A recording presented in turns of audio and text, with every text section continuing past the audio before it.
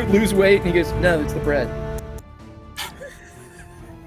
Hi, everybody. Hey, everybody, are we here? Welcome to Encounter Roleplay, and tonight we will be doing a little The Man from Alderaan. It is a Star Wars RPG with some of my very favorite people on this or any other planet. There's Emperor Palpatine. He will not be making an appearance. We do not have any Force users among us. This is more Mandalorian than it is Episode 4. But it does take place between New Hope and Empire Strikes Back, that mythical time between the destruction of the first Death Star and the invasion of Hoth.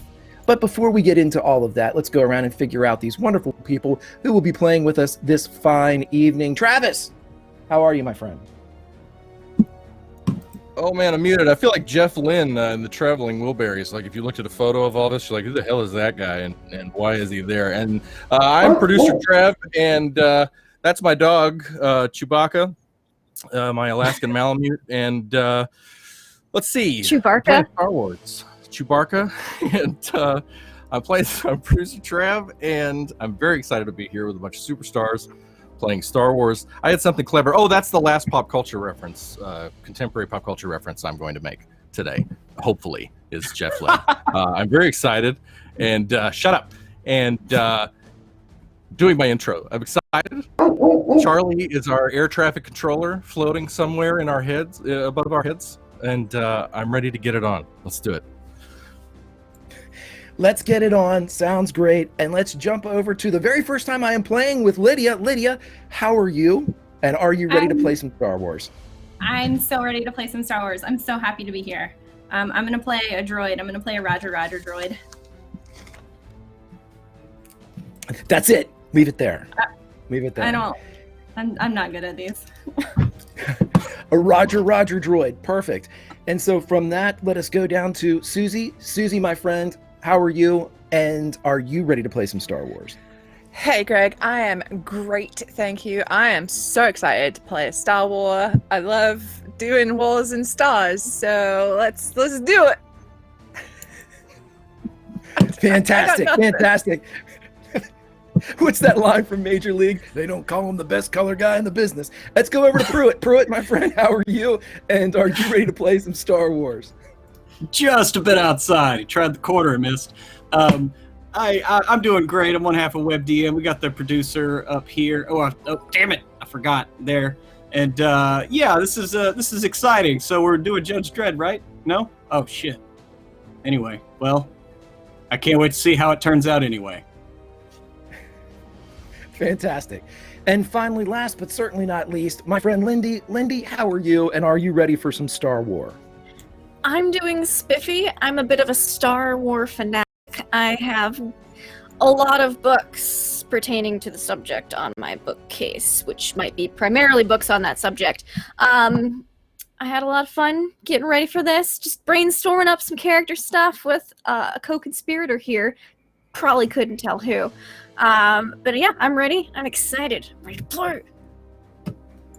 Fantastic. And we will figure out all of the characters that you will be playing in just a minute. But I am Grimjack21502. I will be your game master tonight, your poor man's Obi-Wan, as we journey through the Star Wars universe. But before we get started with the narrative, Charlie, tell us about our wonderful sponsors.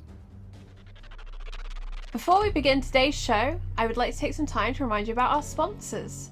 Fantasy Grounds, a virtual tabletop of choice. All of the beautiful maps and roles you see tonight are done using Fantasy Grounds, which you can try for free at fantasygrounds.com. You can also get all of your miniatures from Wayland Games. Go to waylandgames.co.uk and get yourself a huge range of D&D, Warhammer and 40k minis for up to 20% off regular retail price.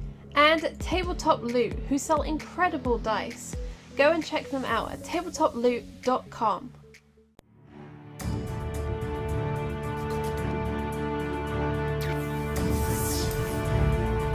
Get back. And we know assault is frowned upon, so. Yep. Welcome back, everybody. And as we are ready to begin our Star Wars narrative, there is nothing to it but to do it. And so, my friends, we find ourselves on a planet with two suns. A planet familiar to many that have heard the tales before. But with two suns, you would think there would be more heat, more light, more truth, but not in this. Not in this world of the Empire. It is an evil time for the galaxy. The Empire has extinguished the Senate, has destroyed a planet, and though losing its very Death Star to the forces of terrorists and the so-called rebellion, they still possess a grip that is firm around the entire galaxy.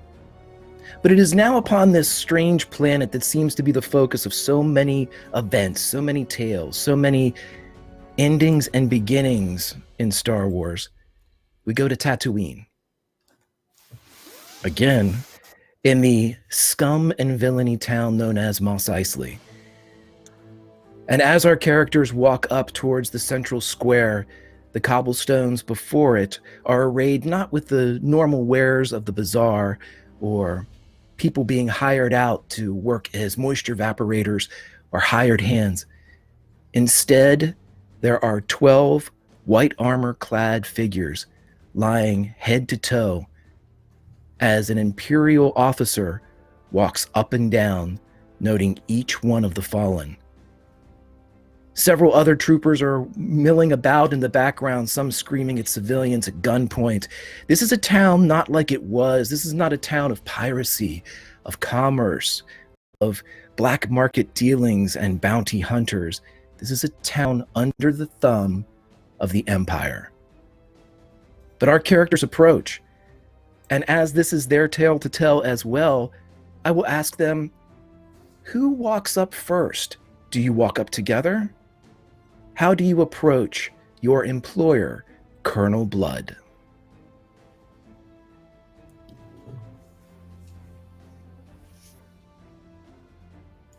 I'm early. Tulpa Yokum is early.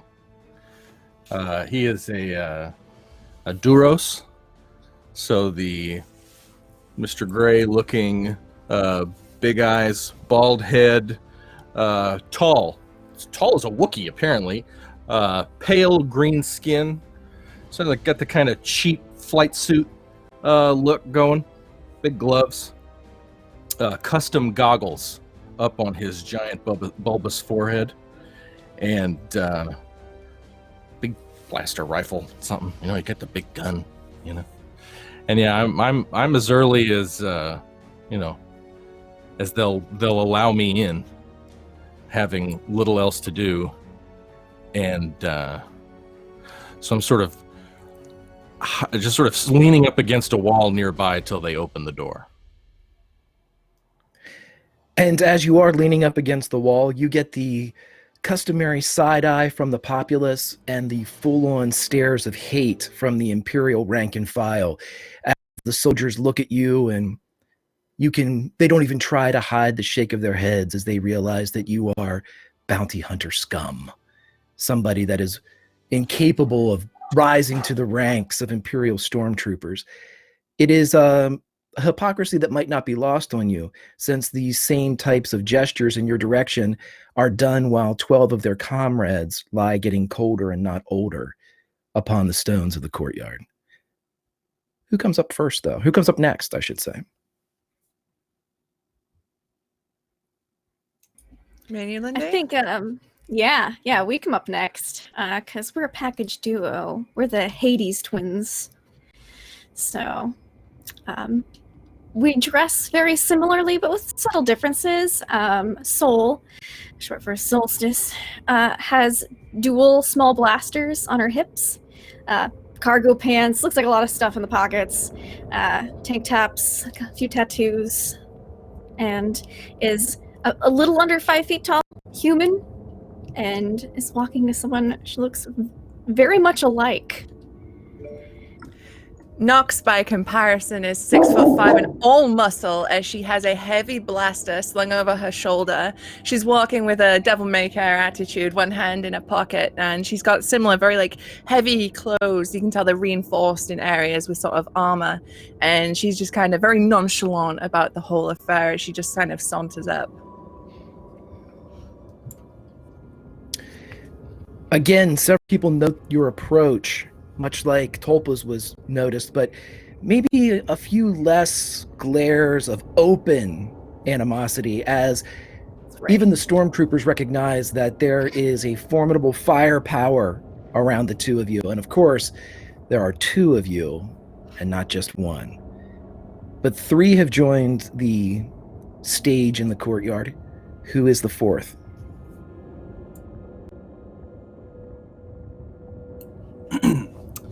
Yeah, the heavy booted footsteps in the dirt and gravel herald the coming of the judge. He walks up, his Beskar steel filtering the very light out of the air. It does not shine like normal Mandalorians. It is a thing. It is Vanta Black before it was invented, and he is decked out with various grenades, explosives. He has a very large blaster pistol on his hip, kind of tilted to the front a bit, and with all kinds of gizmos and gadgets on his forearms. And he walks up to the building where we're supposed to be meeting this blood and looks around, very not impressed.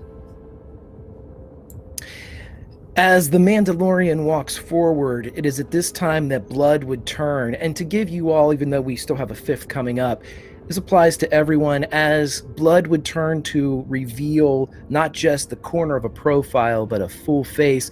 It is time that you get your face claim. This is a young Rutger Hauer. And as he turns, you realize that the right side of his face is sundered. You see puckered scarring. The eye is red and robotic. It seems as if he has, received substantial damage on this side of his head. And though the technology exists to clear it cosmetically, he has elected not to.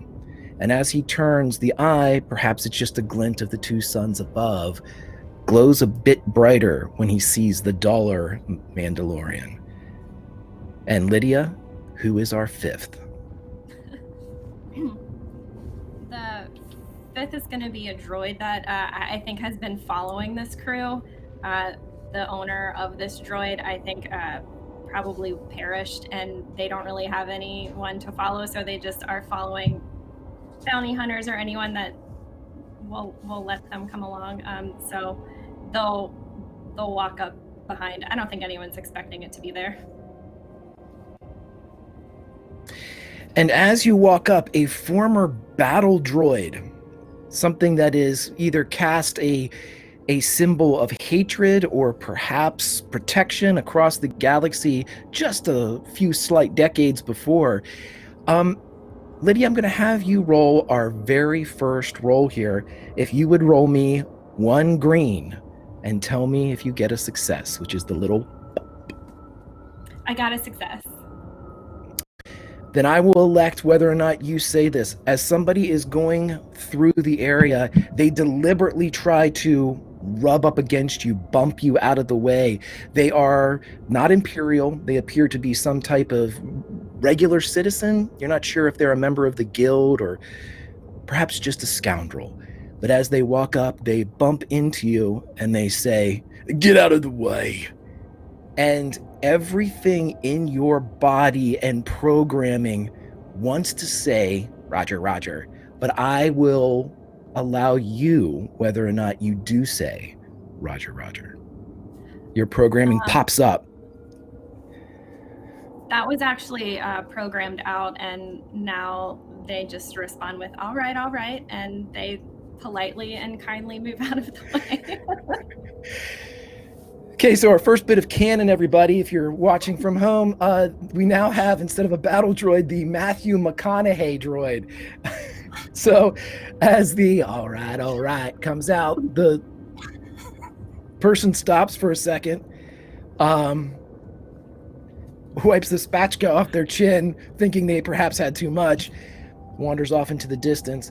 And as the five of you are collected or in the general area, Colonel Blood waves you all over, and several flanking stormtroopers that were examining the bodies kind of rise from squatted positions to flank their commander. And as you walk up, you hear him as he is finishing a conversation. What you would all hear is, in fact, "Here come the bounty hunters now. but I would like each of you to roll me, if you would, a vigilance roll, and tell me if you get any successes. Greg, a couple of things in the green room for you. I see. Boons aplenty. And crit successes, I'll take it. Ooh. 3 successes. Same! Technically. Twins!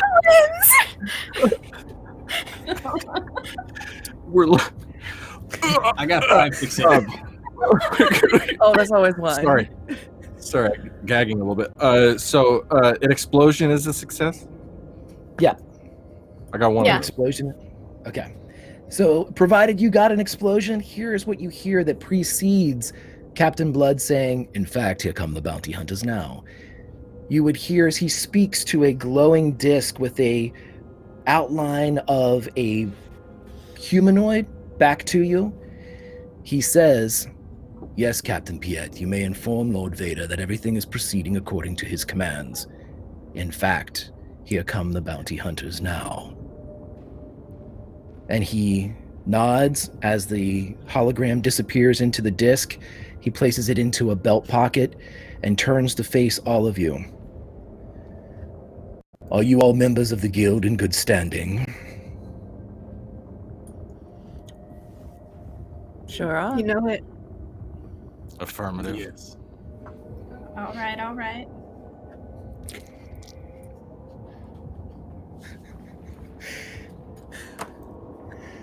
Very good. My name is Colonel Blood. I work for Moff Gideon. As you can see, and he indicates the stormtroopers at his feet, my troops are being picked off by rebel irregulars in the hills outside of Mos Eisley. There is a person of interest past the Dune Sea in a place called the Valley of the Molten Meteor. I wish you to collect this person for me, to bring him back to Mos Eisley, and you will be rewarded handsomely. Triple guild rates. You may either receive it in Imperial credits or in one of 6 captured freighters we have here. Is this something that would interest you?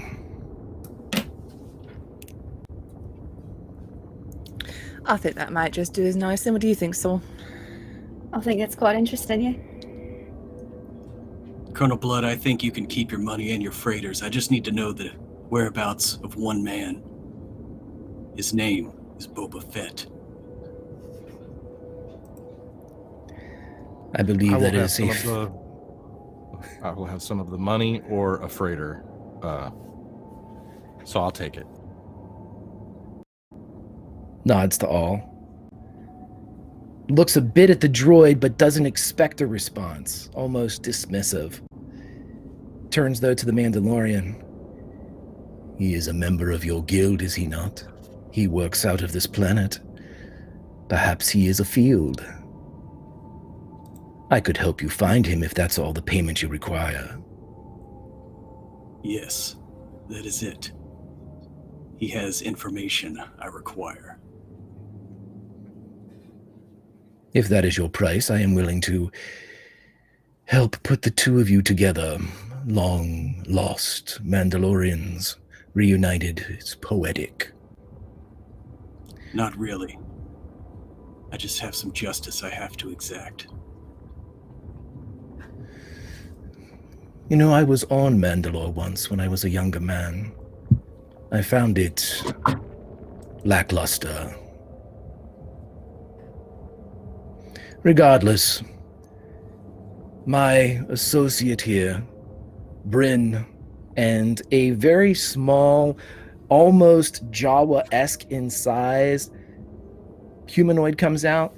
It takes you a moment to realize that this is an Ugnaught, and appears to have the same dress and apparel on that somebody native to Tatooine would wear. There's the light garbs and the loose clothing, not dressed as an Imperial. It seems to, if anything, be an Imperial hireling. You ought to go past the Dune Sea to this valley. I will warn you, I have dispatched 3 squads already, none of which have reported back. The area is accursed with electromagnetic anomalies. I would prefer to bomb it from orbit, but Lord Vader is insistent that the prey be brought in alive, or at the very least, identifiable. So when you say alive, right? Does he have to have all these like bits how alive? Your limbs? intact? I do not care. Alright, Lord steps- Vader is less forgiving than I.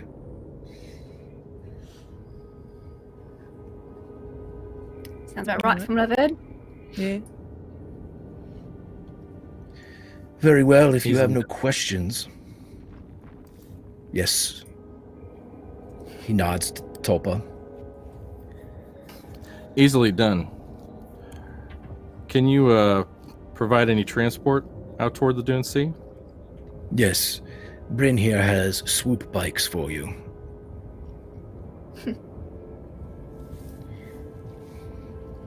You got a name? Okay. The Ugnaught. No. Talking to the Ugnaught. The Ugnaught would simply say, "Hey, Bryn!" and stagger a bit to the right. Bryn, have those bikes been serviced recently? Doesn't answer.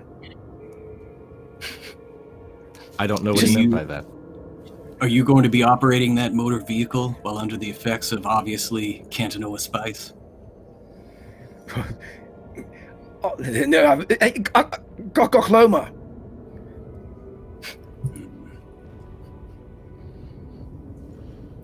Oh, you're not one of those like proper stick in the mud Mandalorians, are you? There's all like, oh, you can't do illicit substances. Oh, you no. can't shoot people in Drugs. bars. Bed. No, this is the creation. Only to other Mandalorians.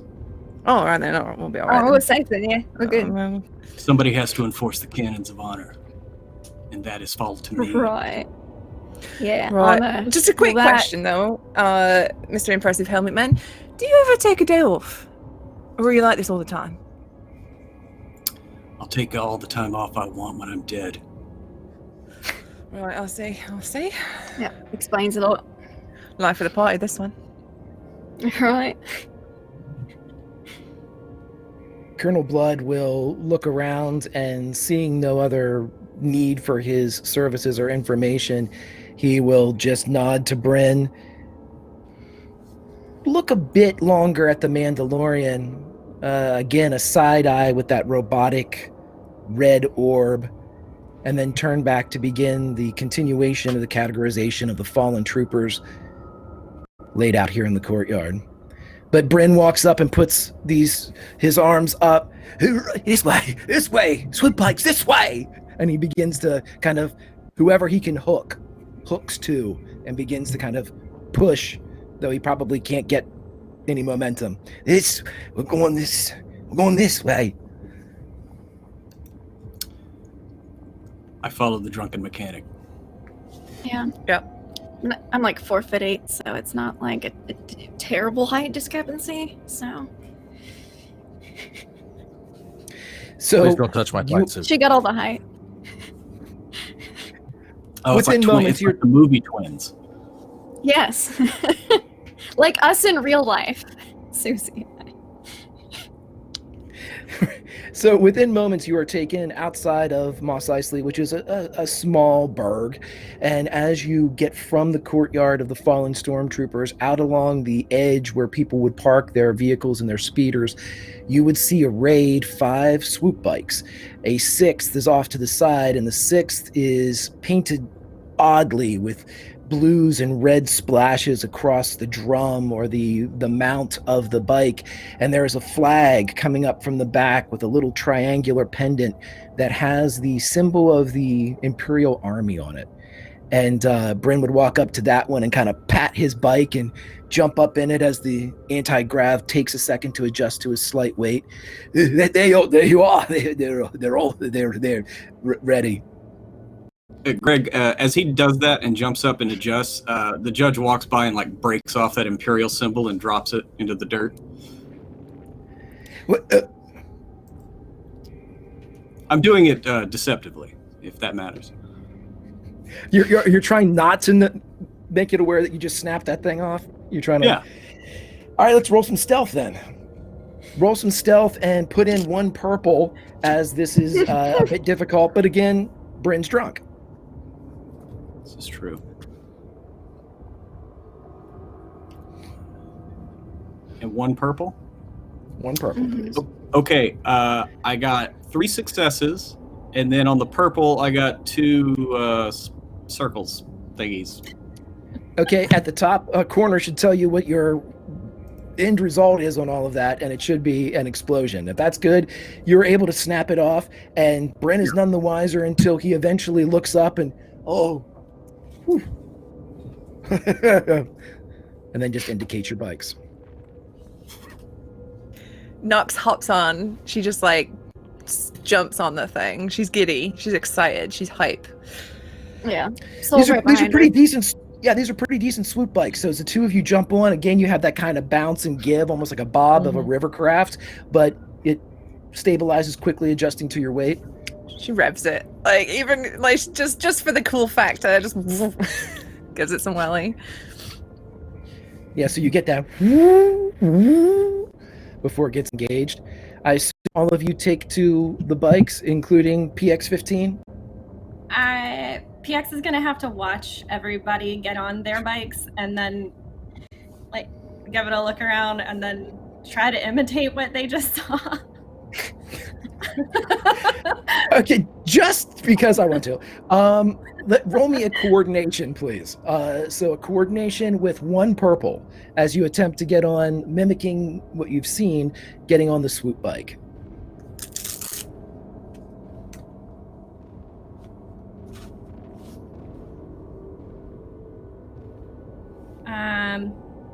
One purple.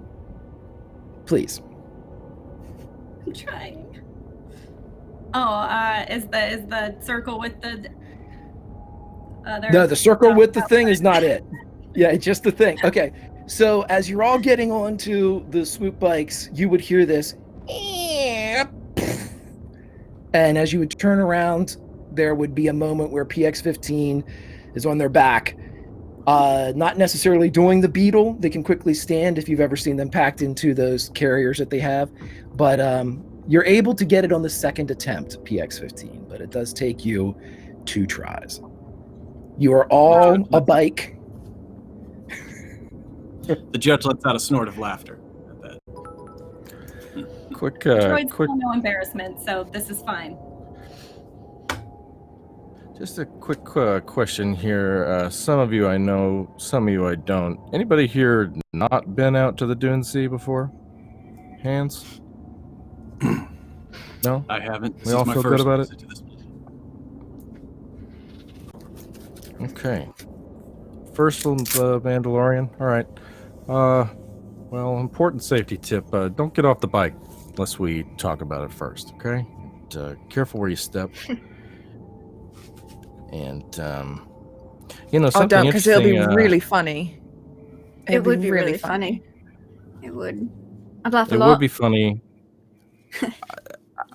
I'm glad that you would find it amusing. And maybe so. You might be right. But the point is, there's a reason why I think they sent all 5 of us out at once.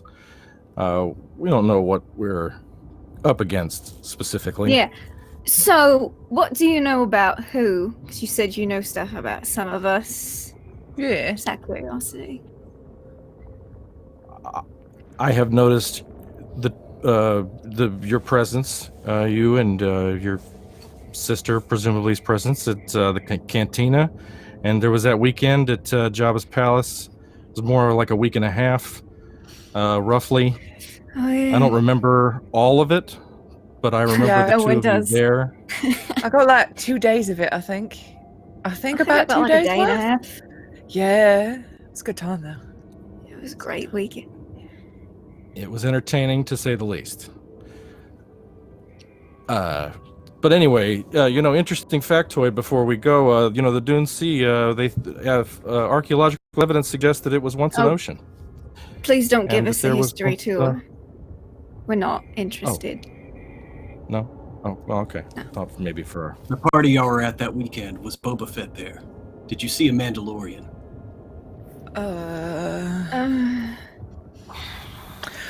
I think, was there a Mandalorian? I mean, there was a man with a that helmet. may have been. And then Yeah, Something I mean, there half was a of lot of them were helmets wearing though. There's that one. We were doing shots, like fishbowl chugs out of the helmets. yeah, and then the ones we With helmets. did out of his belly button. Yeah. Yeah. I don't think You're he was a saying Mandalorian. he took his helmet off. No, he left it on. No. 'Cause we thought that was kind of, Good. a little bit, I don't Yeah, have to add him to the mysterious. list. Yeah, he was into it, all right? Mm. Anyway, should we go? Because, Yeah, it's getting burning daylight here, people. yeah, my trigger I mean, finger's getting this- itchy. PX is cents, gonna so look it's a lot around to and try burn. to rev the engine. What was that? What's PX15 do? PX is gonna like look at everyone and try to rev the bike engine because they saw Tolba or Nox do it. I can't remember who. And with that rev, PX15 shoots off in towards the direction of the Dune Sea as Oh. the swoop bike engages, and no crashing, no nothing like that, but it's whoo as the swoop bike takes off, and Brand immediately pulls down some goggles. Here we go! And whoo, takes off after, as I'm There's assuming Whitmore and everybody ready to go. joins. I'll pop the clutch and hit it. So as you pop the clutch and take the swoop bike out onto the barren wastelands that are Tatooine's native surface towards the even greater wasteland of the Dune Sea, this is where we get our pullback montage, where the sky itself, filled with its two suns, casts no type of blue in the air. Instead, the entire sky is golden and yellow. And as we see the sands whipped up in tunnels behind each of the 6 craft, this is when I will ask a little bit about our characters. So we've pretty much established that, with the exception of Sol and Nox, the rest of you haven't worked together before. But I would like to go around right now, and as we're watching everybody drive through the Dune Sea, how do you feel about the Empire? Now, at this point, the Senate has just been dissolved, and the rebellion is painted as little more than terrorists and insurgents. So therefore, the Empire is loved in the core, it's sort of hated in the rim, but where does your character stand? Let's go around and talk to everybody. Let's start with the judge. Judge, what do you think? Well, of course, since the Purge of Mandalore, I will never forgive the Empire. But, seeing as how the Jedi fucked over the Mandalorians, pardon my language, and the Sith did as well as the Old Republic, Mandalorians just don't have too many friends anymore. So, the judge does what he can and just tries to stay out of the way of the Empire, but sometimes he has to have dealings with them, like this occasion here. Okay. So begrudging acceptance, enemy of an enemy of an enemy type of thing. Sol They have Nox. the information he needs. Gotcha. Sol Nox, the Empire, your collective thoughts? Government's a government. Mm-hmm. Bounty Nox- hunters, we kind of work between the laws a lot of time is anyway. Yeah, and Nox is of the opinion that if we're working for the Empire, they're not looking at us, so we can do other things, right? Keep them where you can see them. You work for the person in charge, and if that person changes, then you just change with it. Yeah. Go with the flow. Plus, the credits are good. Good, it's not good. Fantastic. PX15, your thoughts on the Empire? All right. A droid, a few words, as the political statement that will take you far in the modern day Empire, as walking the middle. Yeah. Just as long as you're all right, and you don't scream extremist, you may have a political future ahead of you, PX15. And last but not least, Tulpa, what do you think? I do what I have to do, say what I have to say, I pay who I have to pay, and I ignore who I have to ignore. And the Empire can take planets, they can enslave civilizations, they can rob the industry of 1,000 worlds, but they cannot take our minds and they cannot take our thoughts. And some of us remember more keenly than others what it was like before the icy black grip of the Galactic Empire seized this galaxy by the neck. And I have a feeling somewhere, sometime, someone's going to get tired of it. But it's not me. I've got work to do. And I don't discuss it. And it's very easy to disappear in the Mos Eisley Cantina. Very good. And with that type of, we have conversations that are never talked about, either around a cantina table in Mos Eisley or a dinner table in our neck of the nape. But I will ask another one: politics and now religion. In reverse order, we're going to go around. I'm going to ask you, though we do not have any Jedi in this game, decide how your characters feel about the Force. Given your professions as bounty hunters and Vader's ample use of the guild, you know that Lord Vader has these powers that have been rumored. He is supposed to possess these almost mystical qualities. Maybe you've seen him in action. Maybe you believe it's just bantha poodoo. How do you feel about the Force, Travis? Some of us are burdened, have the privilege of ignorance of this subject, and some of us are burdened with a formal education on a major planet. And as much as you've heard about the power of Lord Vader, as much as you've heard about the power of the Force, it's worse, and it's stronger than you think. And I am intentionally ignorant of its abilities, because it has only led to chaos across this galaxy. But if you know someone who knows the Force, run.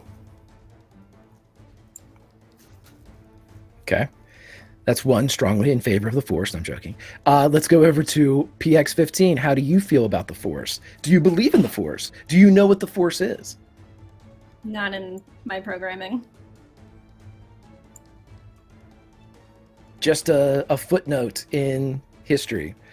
Someone somewhere once said that they knew the Force, and somewhere in your databanks resides that bit of information.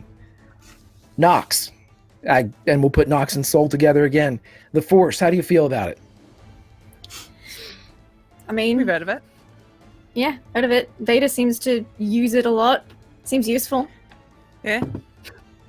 Power is power, isn't it? You ain't gonna mess with them if they can choke a man from across a room or whatever it is he can do. Seems pretty cool to me. Yeah, there's some vids on the HoloNet. Yeah. Kind of fun to watch. A lot of people die.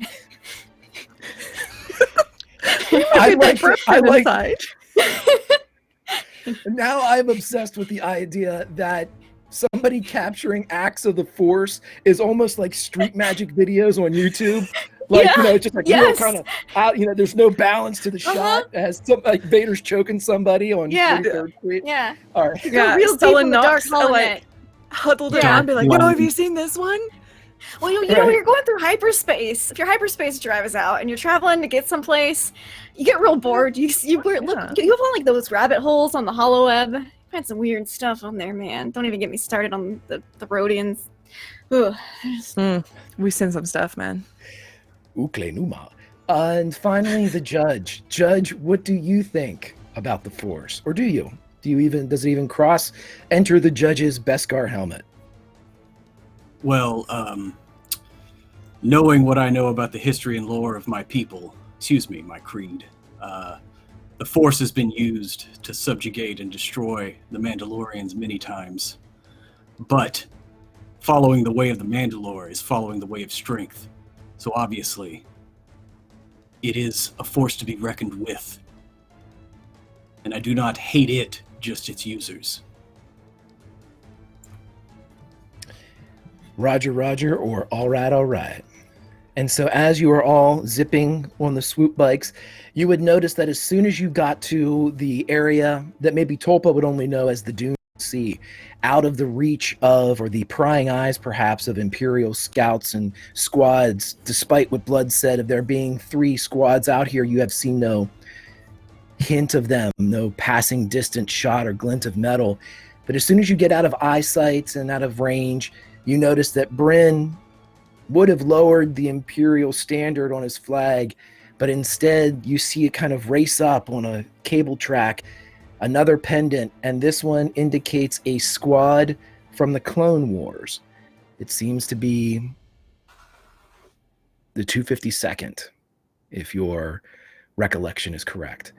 But as soon as he rises it up, he almost revs into a wheelie, his swoop bike, if it had wheels, but the nose lifts as he drives you deeper into the Dune Sea.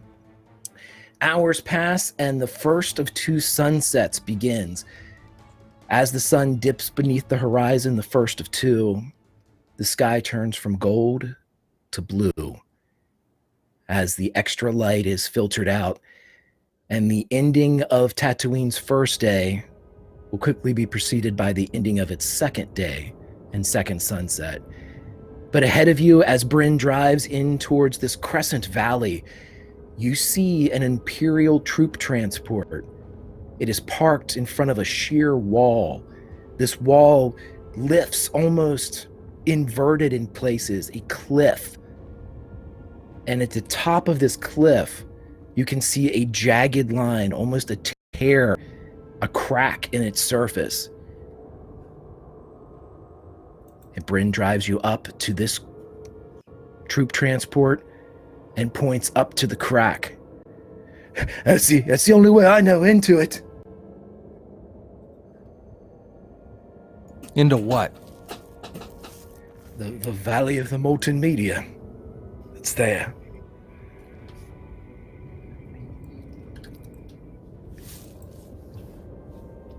All right. Right. Well, then there we shall go. And Get a the rope. judge hops off. Tulpa, is it? That's right. Is this a good place to disembark? Yes. And I appreciate you asking. I hop off and get into that little compartment in the back where I put, like, your bag and all your gear and start getting you got to get out the grapnel. I need the grapnel launcher. Okay. Always wanted to say that.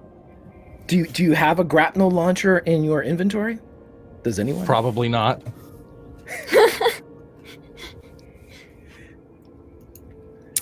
As everybody No. looks, if anybody wants to roll any type of, I don't know, vigilance to look around to see if you can pick up Yeah. anything. I would love Yeah. to roll vigilance. I'm keeping Yes. an eye out. Yeah. The twins have got the rear. Yeah, just put 1 purple die in there for me, please. Cool. 1 success. 3 successes. 1 purple. 1 purple, please. Yep. I got the triangle, the white triangle thingy. That's a failure. Oh, As long as if you didn't, you're welcome.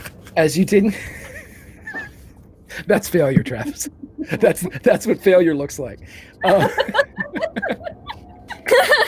You got 30 Failure seconds. isn't a square, it's a triangle. Okay, so Success is a circle. as you are able to, those of you that succeeded on this roll, you will see that at the very top where this kind of tear in the side of the mountain is, you can see where grapnels have been launched and kind of fired into the stone, but the ropes that they were used to lift, they appear to be Stormtrooper or Imperial issue. They are coiled and sketch. at the top. So if there is a wonder where these Stormtroopers went, likely through there. They appear to have grappled up there, but they did not leave their ropes down for anyone to follow. Also, for the successes, there's nobody living inside the troop transport. However, there is a droid with a restraining bolt on its neck sitting in what would be probably a fixed pilot seat, but it's completely inert. It's just staring straight ahead. Mm-hmm. Interesting. I want to go and I want to try to interact with the droid and see can think of it. PX-15, you would notice right away that there's a restraining bolt on its neck. You could remove it, though, if you want. Yeah, that's what I want to do. Okay. As you grab it and pop off the restraining bolt, it leaves kind of just a little bit of carbon scoring around the mark where it was. And the creature, or the droid, lifts up and a large flap where its mouth would be opens up, and it says, "Who are you?"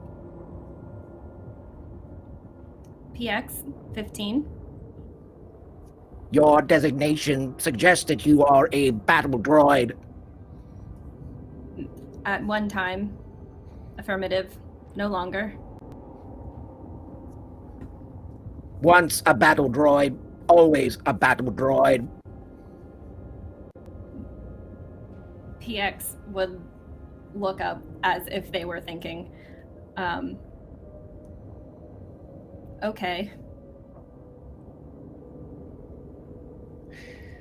Almost quizzically, the droid turns its head. If you are not a battle droid, what are you? I am a caretaker droid. A nurse droid. Where is your charge?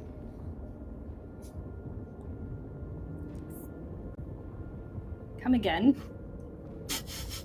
Who are you nursing? You at the present time. Again, it has that kind of setback as it's thinking. The logic is right. Very well. And then it turns and looks around and doesn't see any Imperial stormtroopers.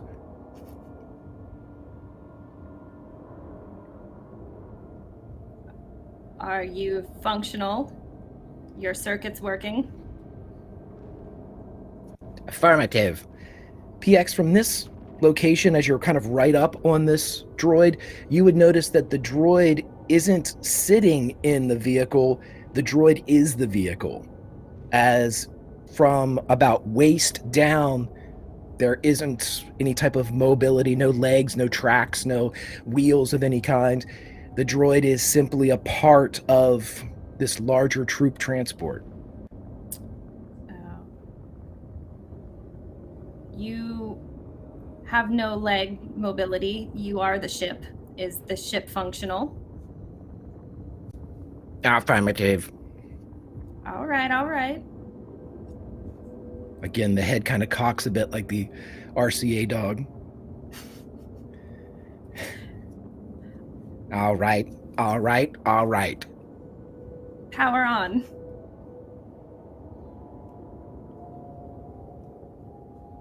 For a moment, you see it start to lift one of its hands up and then puts it back down.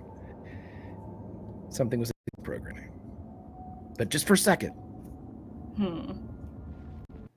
I would turn around to the rest of the group and shrug. Tell it we want ropes. Ropes or something. Grapnel launcher. Up. PX would whip around. Equipment. I must take your equipment. Where is it? We require it. TT4N. TT4N. That is my designation. That is my designation. TT4N. TT4N. Ta-ta for now. I need your rope. I would like you to roll me, if you would, a charm. And I would like you to do so with only one purple. TT4N finds PX intriguing. I got 2 successes. No success on the purple. A panel opens up way in the back of the troop transport. It slides almost like an accordion door.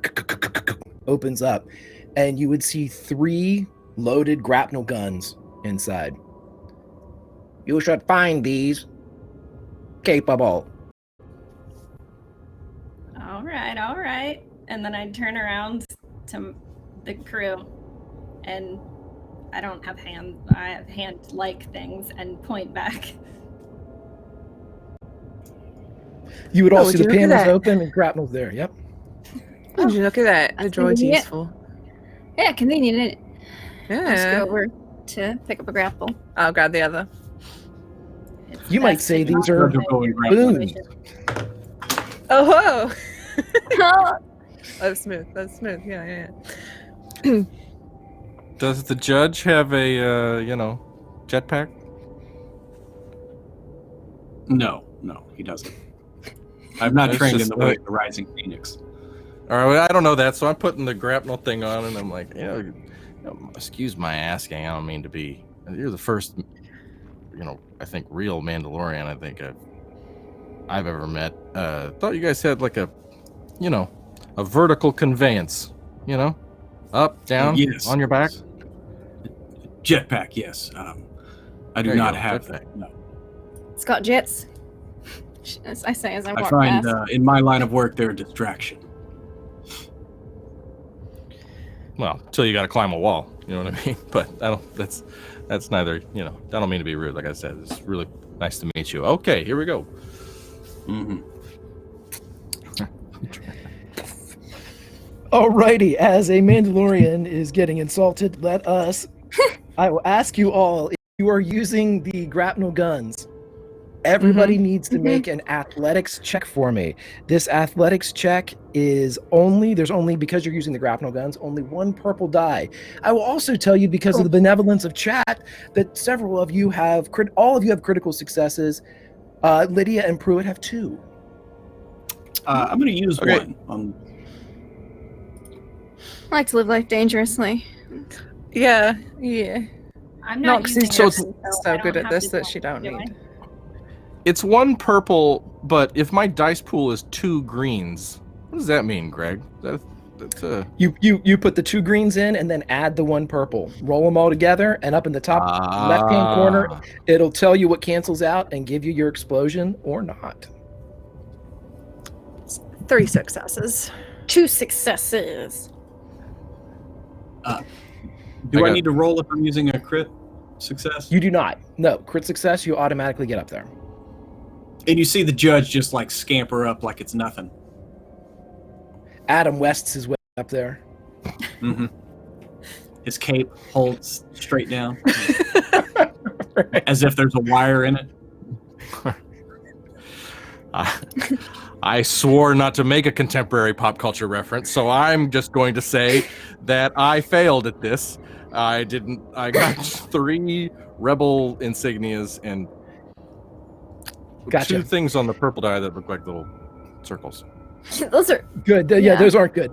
But what we'll say is you're able to make it up there, Travis, but you slip at one point, kind of bang your side as you kind of spin a bit, slowly revolving on this grapnel rope, and you're able to reorient yourself and get you up there. But at some point, I will give you what is called a what is it?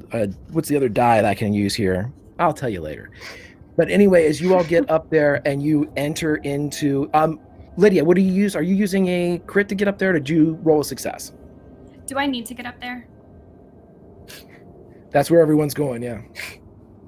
Hmm. Believe me, TT4N is as upset about getting up there, you leaving, as, but that's where the entrance is, up the cliff Okay. face. Oh, okay. Okay, I'll do it then. I imagine I on the got- way up, Sol and Nox are just like, so anyway, do you see this hollow? And just having a little chat. as they yeah, just really talking about the holonet, casually and just- then we see Tulpa like spinning beneath us, and I'm like, he doesn't do much field work, does he? No, look at him. He's probably like Look a at spinning disc top. jockey. Why'd they All give part him of the a plan, disc ladies. I'll be right up. 1 second. Just gotta Yeah, take your time, no rush. gust the jockey? wind. He's not Got the flirting winds with us, up is here. he? God, I lied. I got 2 successes. Perfect, perfect, thank you. Looking good. So everybody makes it up there. Tulpa had a little bit of problems, but still the ascent is there, and you all make it into this fissure in the side of the wall. And PX says you would perhaps be the last person up. if you were to cast a glance back, TT4N inside the troop transport would bark as he would just wave at you. Sand people. As you all enter into this.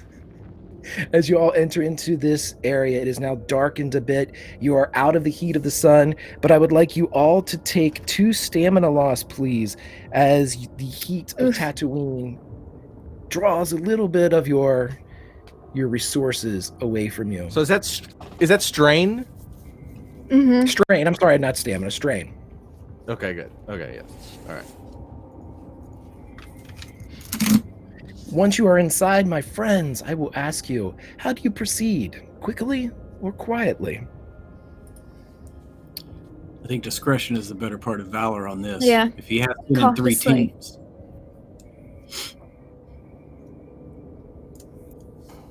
I'm gonna sneak in. Then if you're going to sneak in, I would like a stealth. And again, just 1 purple, because chat has been very benevolent.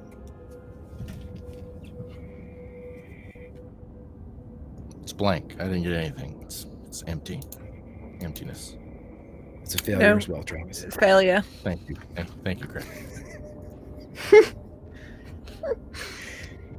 Did anybody success. get any successes? Okay. I got 3 successes with an exploding. Good. I got 2. Then we'll say that. I'm sorry, Lydia. I talked right over you. What did you get? 2. 2. Okay. Then let's say that PX15, 1, 2, the judge, and Soul, you are walking ahead, and we'll take you are the point people for this. And as you kind of go through the crack, and you begin to see unfiltered light up ahead, as it opens up into a wider space, a ledge before a valley opens up beyond it, you would see a stormtrooper, helmet off, lying on the floor with what looks like some type of like a splint over the right leg, fixed around the knee. He does not seem to have noticed the 3 of you, though. Oh, he's alive. Mm-hmm. Okay. I thought he was dead. I just assumed. I was like, oh, well, there's a dead one. No. I'll just... So he's injured and like in distress. He doesn't seem to be like writhing in pain, but he definitely looks wounded, Lydia, but his legs kind of out at an odd angle, and the right knee is heavily braced. It's like wrapped with straps to kind of like immobilize it a bit. And he's lying and kind of propped up in a sitting position against the rock wall, looking out over what looks to be the valley beyond. Greg, can I just check my surroundings to see if he's the bait for a trap? Sure, yeah. Yeah, roll what you would like and add 1 purple. Okay. Again, I'm gonna Cool. be nice until I'm not. Yeah, I'm guessing vigilance would probably be good here, because Sure. Yeah, vigilance would be great. that's kind of the perception here. So 1, 2, purple. 2 successes. You look around for the kill lines if somebody were to like be putting a shooter in some position or hidden foes, and you realize that this would be the least likely place for a trap. Okay. If anything, it would have been in the crack or the fissure that you were walking through. Get you penned up in there, bottled and corked up, and shoot in there would be a much greater trap than allowing you to walk out into this. You don't notice anything. Cool. Just had to make sure, because, an injured person could be pretty good bait. I'm still going to approach them. And, critique how good this knee brace is. Okay. And if I see PX heading out, I'll be like, ugh, and I'll go out for charismatic support, potentially. Human interaction. Not that it's just a battle droid walking towards me. So. And Judge, what about you? I will follow, but continue to be wary, keeping a lookout. Sure. So as the familiar silhouette of a battle droid comes out, followed by Saul, the stormtrooper turns around and pulls a blaster out And it You alright, mate? Don't worry. Look like something got wrong with your leg. got hurt. I'm fine though. Don't worry, Empire sent us. It's fine. Colonel Blood What happened to the sent rest of your us. mates? Oh, you're the bounty hunters then. He slowly puts his gun away. Give a little flourish Perhaps bow. yeah. It seems to be the Mandalorian that kind of turned the tide a bit with whether or not he was going to fire. Go figure. Come on. It's because I'm short, My right? troops Always are- underestimate me. Our troops are down there. 3 squads worth inside. We're looking for the person of interest. Do you have any additional What happened to information from... When's the last time you heard Smith- from him? No one's reported back yet. He's getting concerned. About 30 minutes prior? Hmm. There's 3 squads here, though. He mentions again. Just in earshot. Can I see if he's lying? Sure. Is there a skill for that? Yeah, As I absolutely. squint at my computer screen. Perception in this one is actually the insight version Okay. that you're looking for. Yeah. Yeah. I want to try to insight him. See if he's like, my crew's right over there. Don't kill me. Because one purple. I get it. Okay.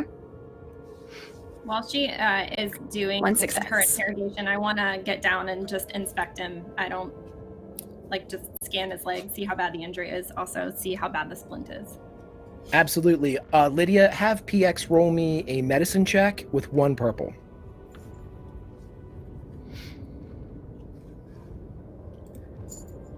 And Lindy, what did you say? So 1 success. 1 success. Mhm. You believe with your success that he's not being honest about the location. You're pretty sure that Mhm. at least he believes there are 3 squads inside the valley, Okay. but the within earshot is Yeah. suspect. Right then. And I'll pull up my comm link. Hey Nox, I found an injured stormtrooper. What you think before using some, perhaps inappropriate slang? It's just one imp, and the judge walks by. Mm-hmm. Watch your lip, Mandalorian. Says the fucking stupid stormtrooper. I think Nox hears that and goes, I see the Mandalorian's making friends then. You got anything useful off him? He's got a broken leg or something. Joy's checking him out. Yeah. What intel? What's going on? Says he's What's got the situation? blast from the 3 squads about 30 minutes prior. They're not close though. So what's the odds these Yeah. 3 squads are fucking dead then? Depends on what's I think happened in a they're half about hour.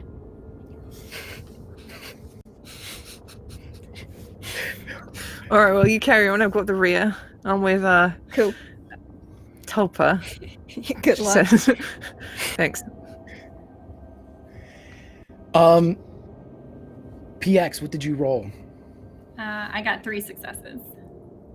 Yeah, this leg is busted up. You can tell that there has been Bacta and stim packs applied to the area, but it's just it must have been really bad because he's still immobilized from this. You would suspect, because of your training and your programming, that this particular stormtrooper is going to be immobilized for several hours. It's just going to take that long for the wound to knit to support his weight. I would take apart the brace that's currently on his leg and redo it better. So you get the customer, hey, what are you doing? Wait. Oh. Well, Hey, all right. medical droid. Yeah. All right. What happened to your leg? What did that? Looks nasty. Just fell coming up the wall. You fell. You fell And off that. the wall. No, the grapnel shorted. It sent me about 10 meters up the cliff face. I go back and hit the ledge. Wow. Does Bad this luck look then, like isn't it? Well, an at least you injury didn't that miss would the ledge. sustain from falling? Right. That would have been Yeah, a longer this- fall. Yeah, PX, this does look like a massive fracture that would be acquired from falling. So it doesn't look like he's making up the injury, or if anything, he's underplaying the severity of it. You think that there was probably like multiple compound fractures in this leg, but it's a little battlefield triage from the stormtroopers seem to have at least said it, and then your additional expertise have put this stormtrooper on the path to greater recovery. But what do you all do? As Tulpa and Nox would come up. The judge is looking around for any signs to see which direction that the squads went, making their way down. You said this is like looking into a valley, like from where we are, right? It is, but imagine one of those kind of like Snake River, really small opening valleys where maybe 2-3 people abreast. It gets wider and wider. You can see light up ahead, but you can't see an expansive valley at this point. It's a ledge overlooking what is almost like this, just another threaded fissure through the ground. Oh, okay. Well, then he's just looking for the best way down. It's easy, yeah. It's a slope that you can slide down. It's not a problem about falling or anything.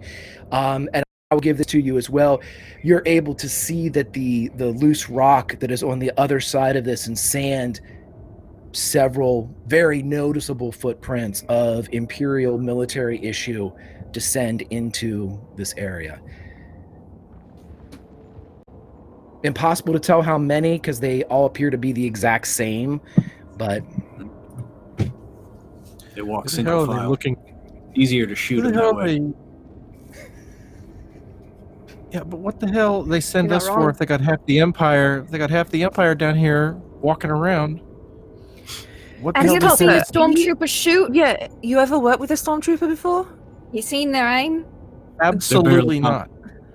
So you couldn't hit a Exactly. broadside of a tauntaun. That's the point. The aim is absolutely not.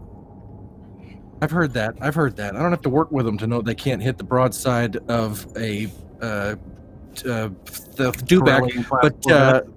thank you. I got the dewback faster. And The broadside of a bantha.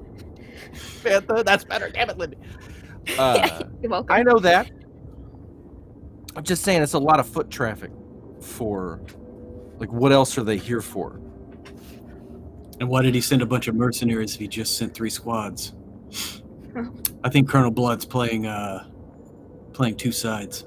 You don't think, though, really? No. Like, come on. The Empire are doing something a little bit off board, a little bit sneaky, a little bit they're not telling us all the information about. Are you sure you've actually done this before? Is this your first day, Mandalorian? Have you just got No. that shiny new Beskar? Because, mate. I survived the purge. Well, Nox looks like she's about to say something. yeah, then just- yeah. Soul too. Like she's.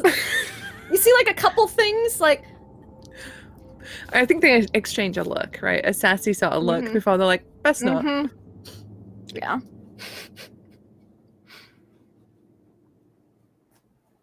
We pushing on and what? Yeah. Yeah, I'd like to get this over with, please. who is leaving last? If you are all proceeding into the valley, who would be the last person to leave? Presumably the presence of the Imperial. PX? PX, roll me a vigilance as you leave this area. Oh boy. 1 purple, please. I'm not the most vigilant droid. I'll tell you that. You do have 2 crit successes if you want them. I still got 2 successes.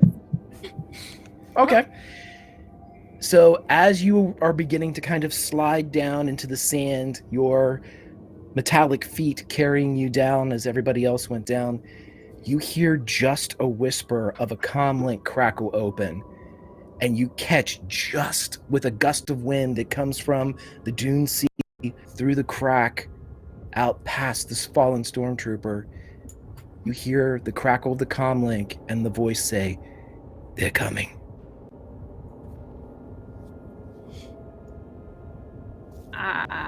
PX would perk up and kind of whip their head around. Excuse me? Say something?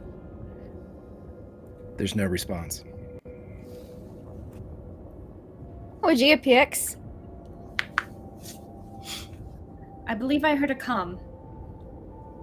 Said Was it they're me? coming. Oh, did it now? I am not programmed to lie, so yes. That's good Can to you know. trace the That's source real of the good to know. comm? Well, this father that's here, and that bloke, it wasn't any of you. I gestured to the crippled stormtrooper. I don't even. He's up on the rise where you all have kind of left him, but he just puts his hands up, just telling my squad not to fire, that you're coming in, the bounty hunters.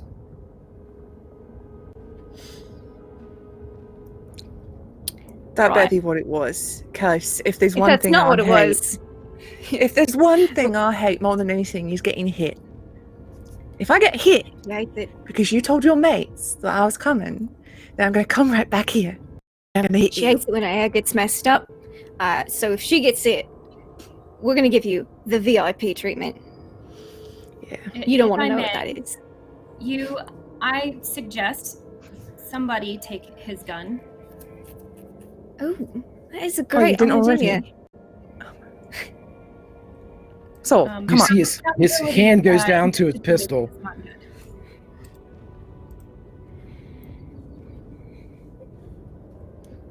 You're not taking my gun. We're all on the same side here. You were hired by Colonel Blood. Yeah. I am a soldier under his command.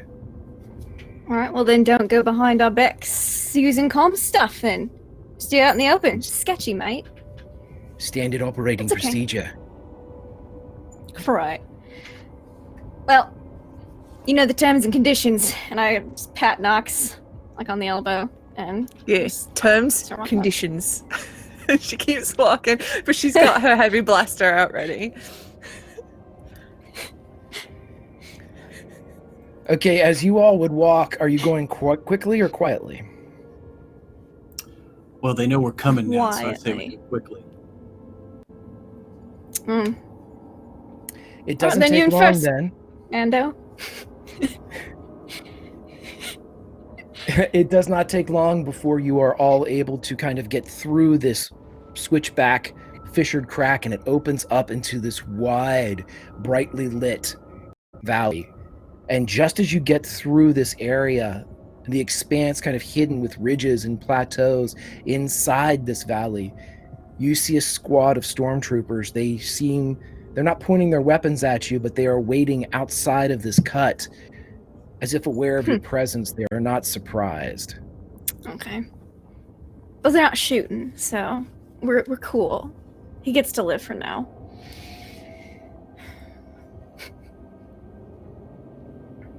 Well, if it isn't the Empire's finest. You would hear the bounty hunter. We believe the prey is at the farther end of the valley. So why Go are you get 'em. here?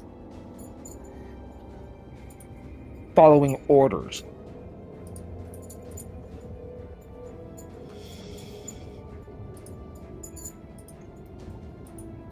The judge turns and looks at Nox and Soul. And even though you can't really see his face, he just kind of like cocks his head to the side just a bit, like, isn't that interesting? Mm-hmm.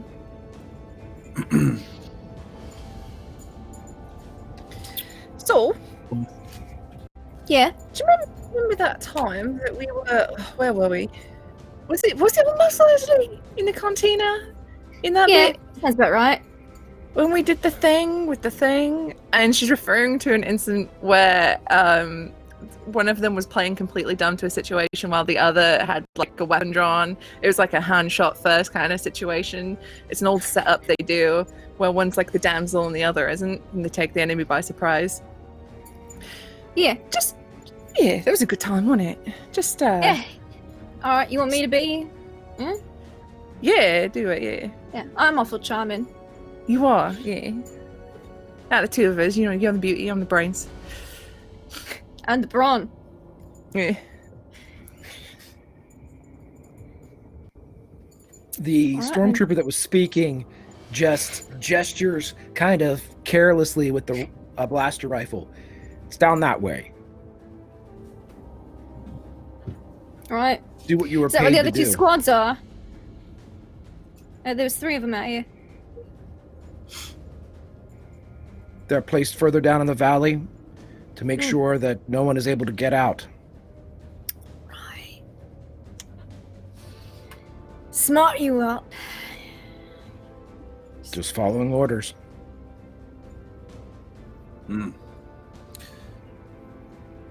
Should we tell them there's an injured? We got an injured. I'm pretty sure they know about him. Must have made a miraculous crunch when he fell. Can't forget that. Like begin to speak, and then Tulpa thinks twice about it, and then like takes a step back and tries to like hide, like take a step behind Nox, to try to put something in between him and the stormtrooper.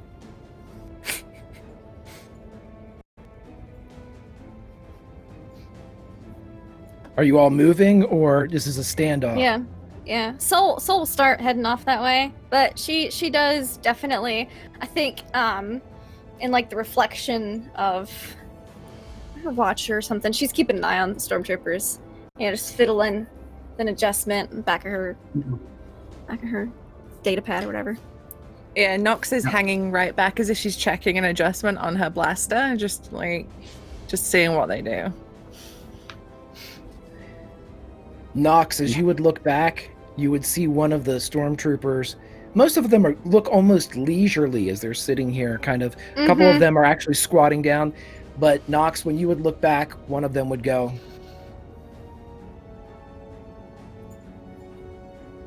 She'll turn around and wink at him.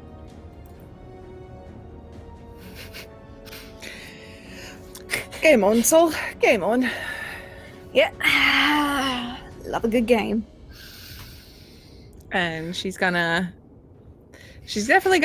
ready it, but kind of like gesture for the others to go forward, so she's right at the back. Mm-hmm. So And, Tulpa, while PX, Judge? While this exchange is happening, the judge is merely counting numbers and seeing where everybody's situated and like marking those in his heads-up display. You would hit 9 imps as you go through a regulation squad. All right. And if you are all going through, Nox, you are at the She's rear. walking backwards so she can keep her eyes on them as she's walking. She goes, it's nothing personal, lads, just a girl's got to watch her back. Yeah. So, normal stormtrooper asinine banter. Uh-huh. Bounty hunter scum. We could do this. It's hard being a lady out here. She blows him a little kiss. Roll me a perception here, Susie, as Nox has the last view of these with 1 purple, please. And we've winked and purple. blown them a kiss. So, Right, hopefully we you've buttered them up a little escalated bit. the gestures, right? Yeah. 1 success. Okay. You would notice that about 4 of the 9 are very tense. They are pretending to be relaxed, but in that pretending to be relaxed, they're giving away to a veteran fighter. They're just like ready for the rifle shot. They're ready for the starter's pistol. The rest of them are better actors. And she says quietly over the comm, she says, we got a bunch of little rabbits here. Oh, Don't spook it's them. real easy to frighten. Yeah. Not till we're ready to hunt, at least. Let's keep going, yeah.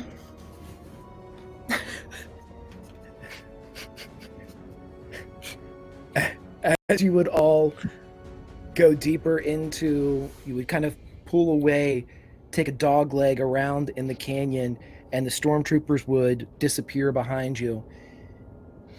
And as you're walking forward, you would notice that it's an almost silty substance on the ground. The entire area here seems to be opening wider and wider into a valley. And as it becomes 2 to 3 to 4 to 5 to 10 abreast, and then again, this opening spreads out like a fan,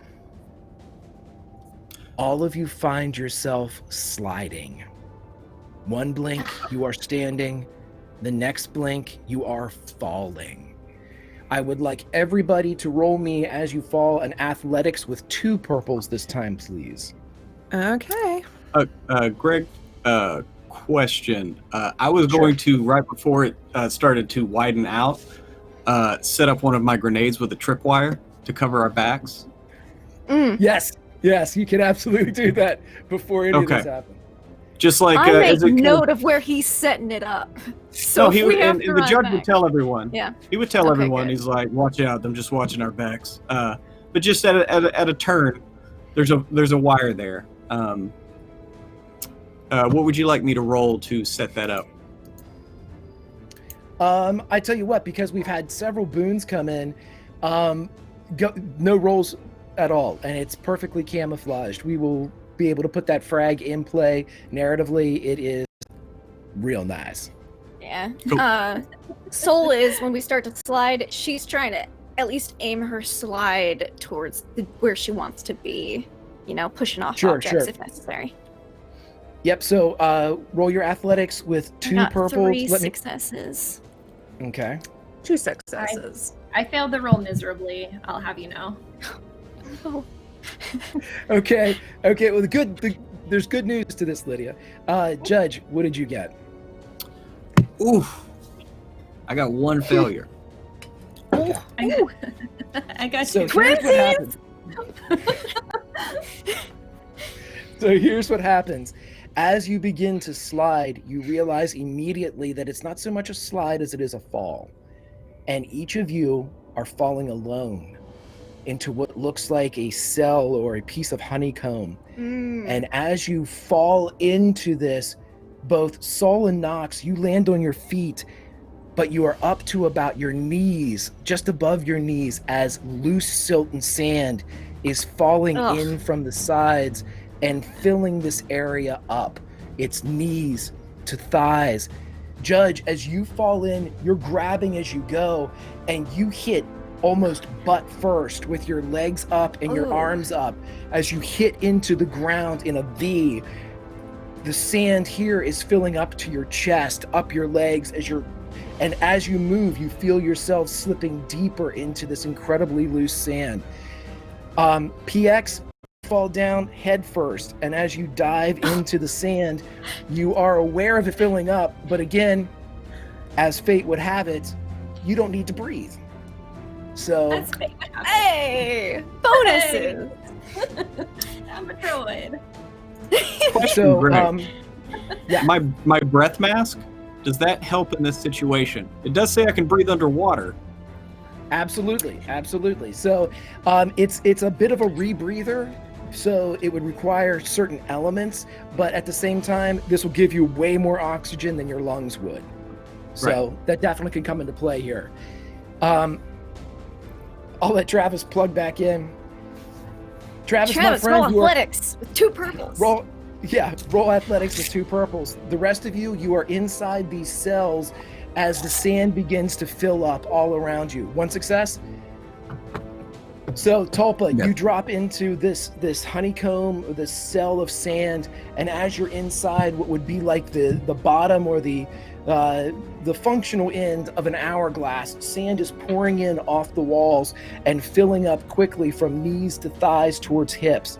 I need to know what each of you would like to do, and let us start with PX.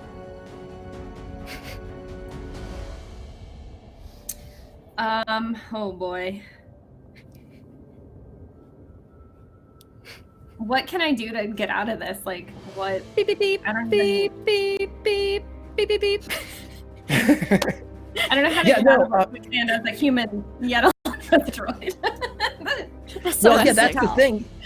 You have a lot more options open to you simply because you don't have to worry about suffocating. So you tell me what you would like to attempt. Saying that, since I'm not really worried about my imminent death and the rest of my pals are, can I see through any of this sand? Like, can I do like a radar or like check for heat sources from like someone else? Yeah, I'll let you do a heat signature. Yeah, I'll let you do a heat signature pulse for roll me perception for that. Okay. And this one will be 2 purples as well as part of your dice pool. I got 1 success. Okay, so as you send out that burst that normally would have been the way that the former battle droid would have communicated with its host of other battle droids, as that pulse goes out, you're able to pick up the heat signatures from the judge, Nox and Saul and Tulpa. They are very close to you, but again, there's a lot of interference. You believe that not all of this is loose sand. There's probably some type of solid matter that is at the very least kind of containing everything. But as you look around, buried in the sand, all you can see is this loose silt. Okay. But you realize that there's probably something like a honeycomb around here. Gotcha. So, can I move through the sand at all, or like the silt? Since I don't really need to breathe, and I'm probably not panicking or struggling.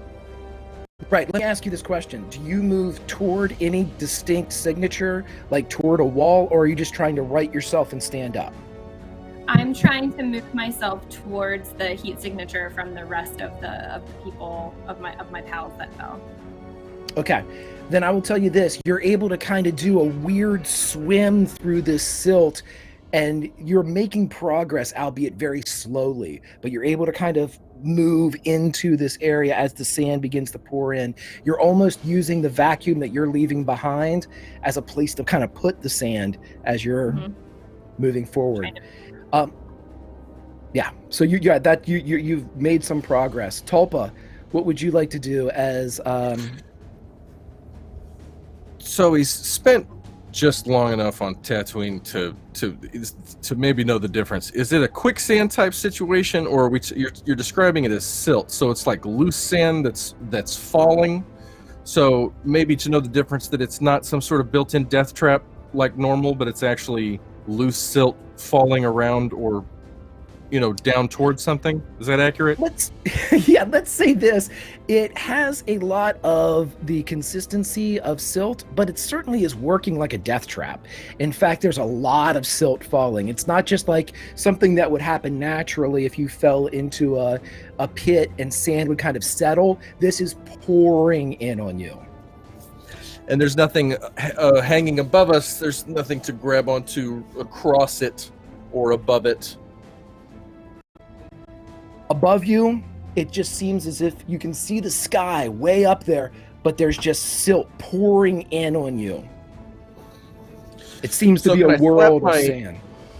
I just slap my goggles down over my eyes, and it says I can see objects far away through darkness, smoke, and other obstructions. Moving sand, is that an obstruction? Another obstruction, Greg? Sure, it can be, because we've had, like I said, a lot of boons coming your way from chat, so you can definitely see. What are you looking for?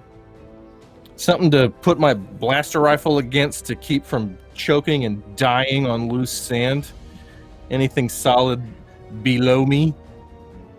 It seems that below you, nothing is solid, but to the walls, much like what PX figured out, there is a hard substance. Every once in a while, you see a little bit of it, but it's a good 6 to 12 inches inside the waterfall of silt pouring in. You may be able to get your blaster rifle lodged up in there. It's going to take take an athletics room. Yeah. Let's do it. Athletics, huh? So then you tell me to roll purple, and I add 2 green? Yep. So 2 purple, though, against your athletics roll.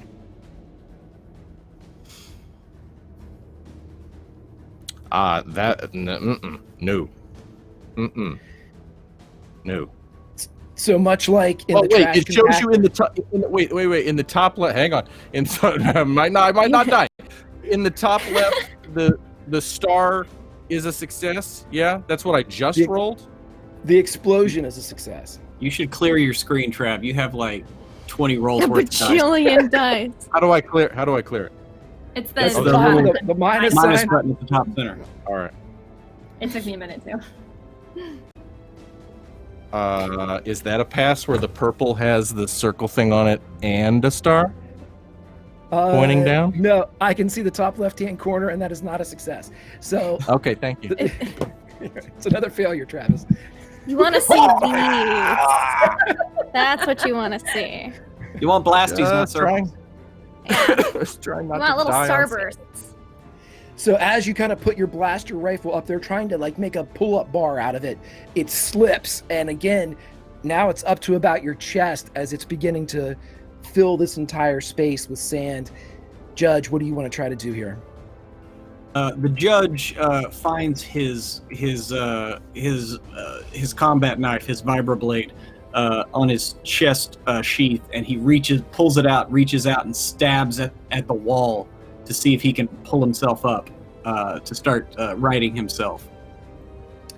At least get Roll off me an the bat. Gotcha. Roll me an athletics with, again, 2 purples, please. This is a bad idea.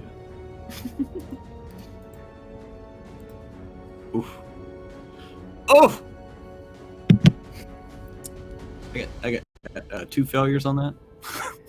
Okay, then Pruitt, tell me how, as you stab out with your blade, you catch just maybe, the end of it grabs hold of some type of hard matter, and you grab for a second, but then it slips as you go deeper into it. So what's going through the judge's mind when this happens? That this would be a very embarrassing way to die, according to the canons of honor. But he is going to get on his radio and be like, "Is anyone else trapped in sand?" Yep. Over the comms. Everybody might. Copy that. Trapped in sand. All right.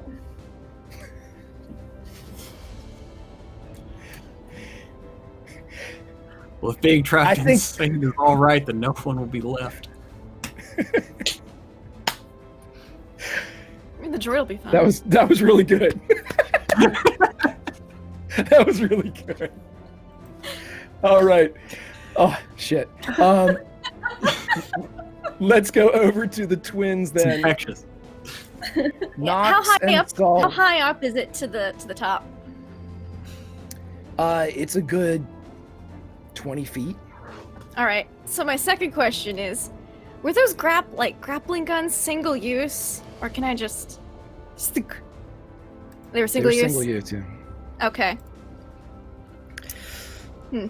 Well, Saul, this is a bit of a sticky situation. Yeah. I just, as soon as we fell, I would have swapped to like sister only comm because we've got that link. It's probably just open most of the time. Yeah, gonna try to climb out. Yeah. I don't think We're not in the down's same way. sort of chamber, are we? We're not in the same honeycomb. We're in separate No, ones. we're all in Okay. individual ones. I wish we were in the same one. That'd make it a whole lot easier. I just throw you. Yeah. Okay. How Yeah, do the 2 I'm of gonna- you get out of this? Or try to? Yeah, that's an excellent question, Greg.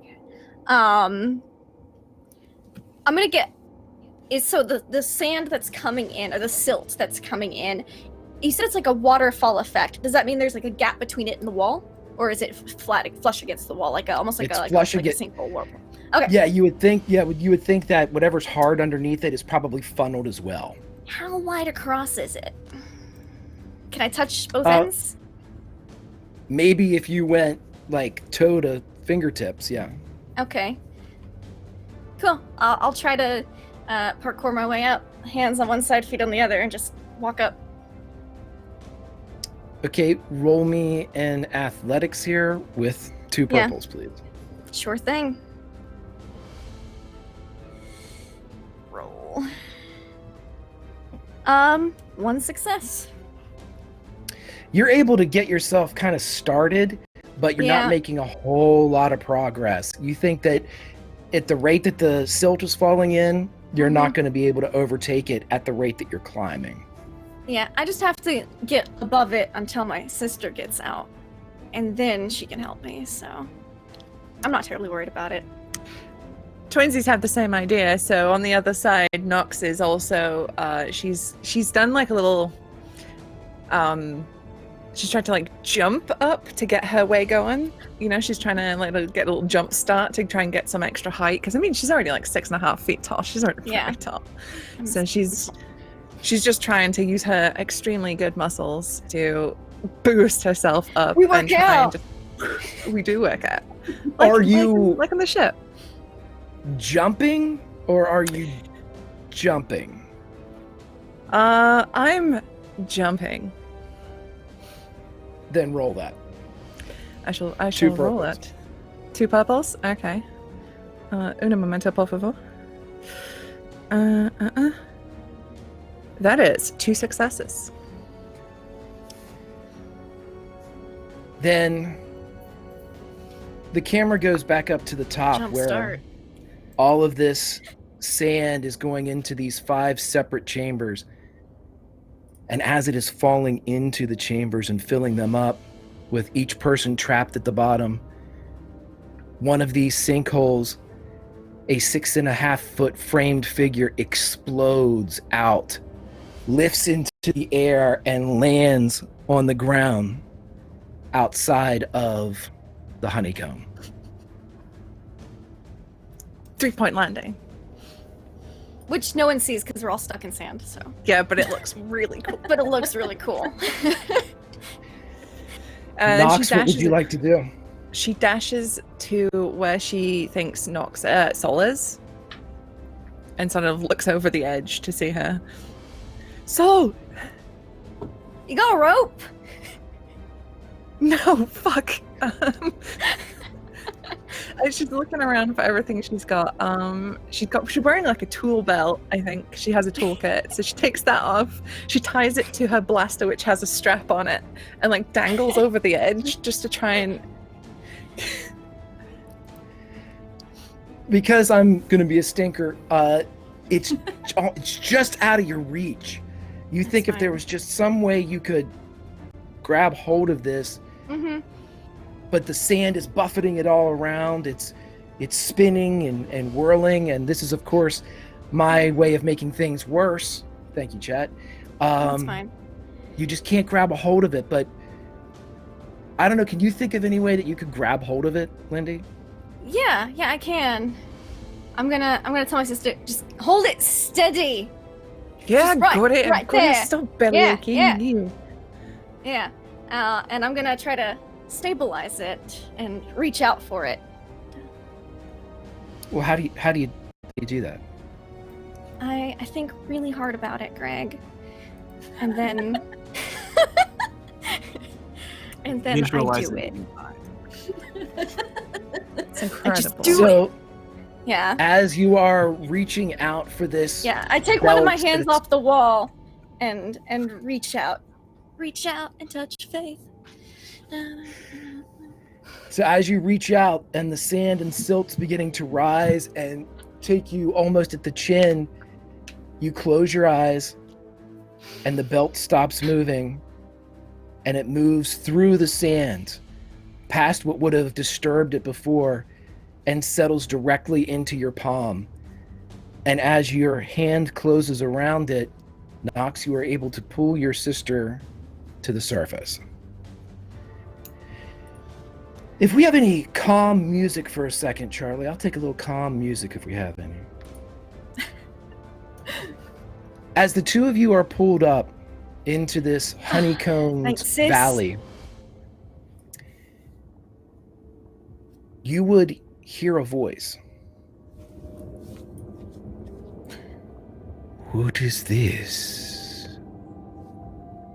What is this? and you would see a faint outline of a blue glowing form beneath the silt as it's kind of raining through this image.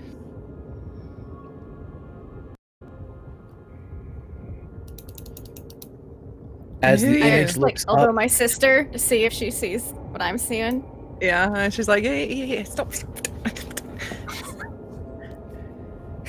the image pulls its hood back, and you see a ring of horned points around.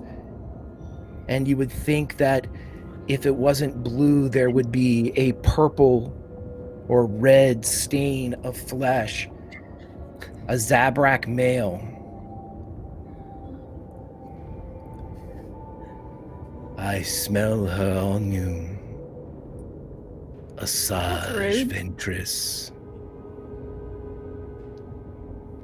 Should go around Did sniffing she ladies train? you don't know.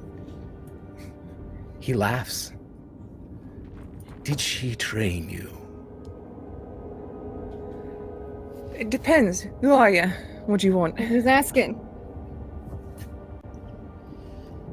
I was called Maul. And I was killed in this planet. Why are you here? It's business, not pleasure. Rather be anywhere else, to be honest. Yeah, looking for someone. The chosen one? Fuck if I know. Well, I got a contract. that is mate. who you do not have a contract, you have a destiny. There is one that will bring balance to the Force.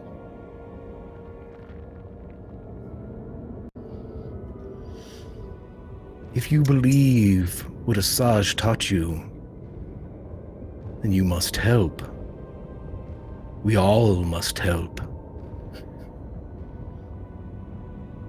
You are pulled between the light and the dark. You must embrace your destiny and lay low this Emperor and his Vader. That's an awful big ask. Yeah, and it's like you really didn't know Asajj, did you? Because that was not really her thing. She That taught isn't us her to thing. do whatever we wanted, really. It was our decision to make. None of this destiny. Yeah, she's a real good feminist. We all have a fate. Mine is here. I believe yours is ahead. Willful. so.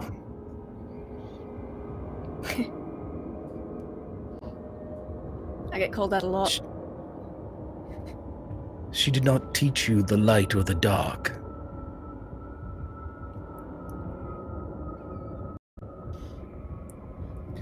I mean, again, if you knew her, that wasn't really her bag, was it? Yeah. Fascinating. He begins to pull back into the bleeding sand. Save your friends and face your fate. Yeah, we'll get right on that. Right up. All right, so Yeah.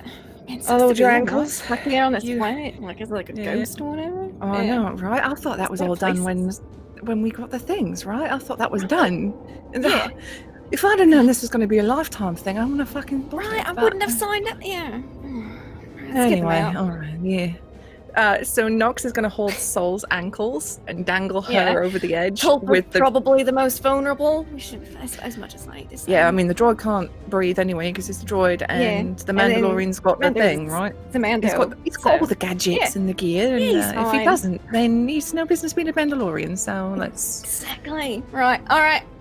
And we just wheelbarrow in. I'm used to it. I've been dangled by my ankles many a time.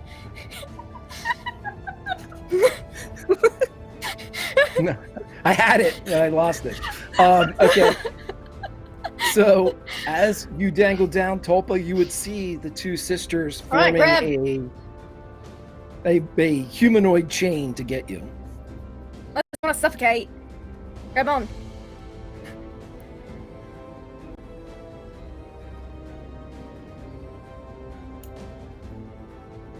So tell him he's got 5 seconds to grab your ends or he's dying. Yeah, I'm not gonna. I can't dangle it further. The blood rushes onto my head, makes me a bit dizzy. Yeah, if you don't grab on now, we're just gonna leave you here. No, I got it. Sorry, I was thinking about something. Yeah. Here we go. Yeah. Not the best time to be doing that, mate. Sorry, I get distracted. Here we go. Just Yeah. grab onto the end of my blaster here. Thank you.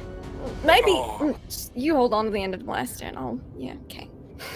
Whatever. Just think. He like awkwardly, with his ankles above his head, gets out of there. And then he tries to save face. He gets up, dusts that flight suit off. Okay, all right. It's a physically awkward character, and I enjoy it very much. Yeah. There was another something for that ankles over the head, and I'm gonna let it go. twins. I had it, right? He rolls out. He kind of rolls out, ass over tea kettle. When he finally makes it out of there, roll around and look like a fool in front of the awesome Alright. bounty hunter twin. Hey, You are ladies. Thank And- you, much appreciated. Thank you very much. It's I honor will, among of thieves. course- Appreciate you. I will allow you all to extricate your remaining judge and droid Yeah. companions now that you have. Judge next the droid. We're really not concerned about the droid. Worst case scenario, we get a shovel. Use Bando's bucket. Appreciate You're able to get everybody out before they need to be excavated. Okay, So good. you are now all on top of the floor, the honeycomb, back the way that you had passed. And yes, Tatooine is everywhere. In every. This is Yeah. the way. Shake open, Sand everywhere. It's of course. Ugh. Lindy, get out. Get out. You're banned. Had a silt shower. It's not fun. It's rough, and it gets. I live in everywhere. Florida. I have a right to complain about sand. Okay, so as you all are free, you see that the valley itself opens up. There is we'll go ahead and call it a lava-like glow coming from ahead. Great.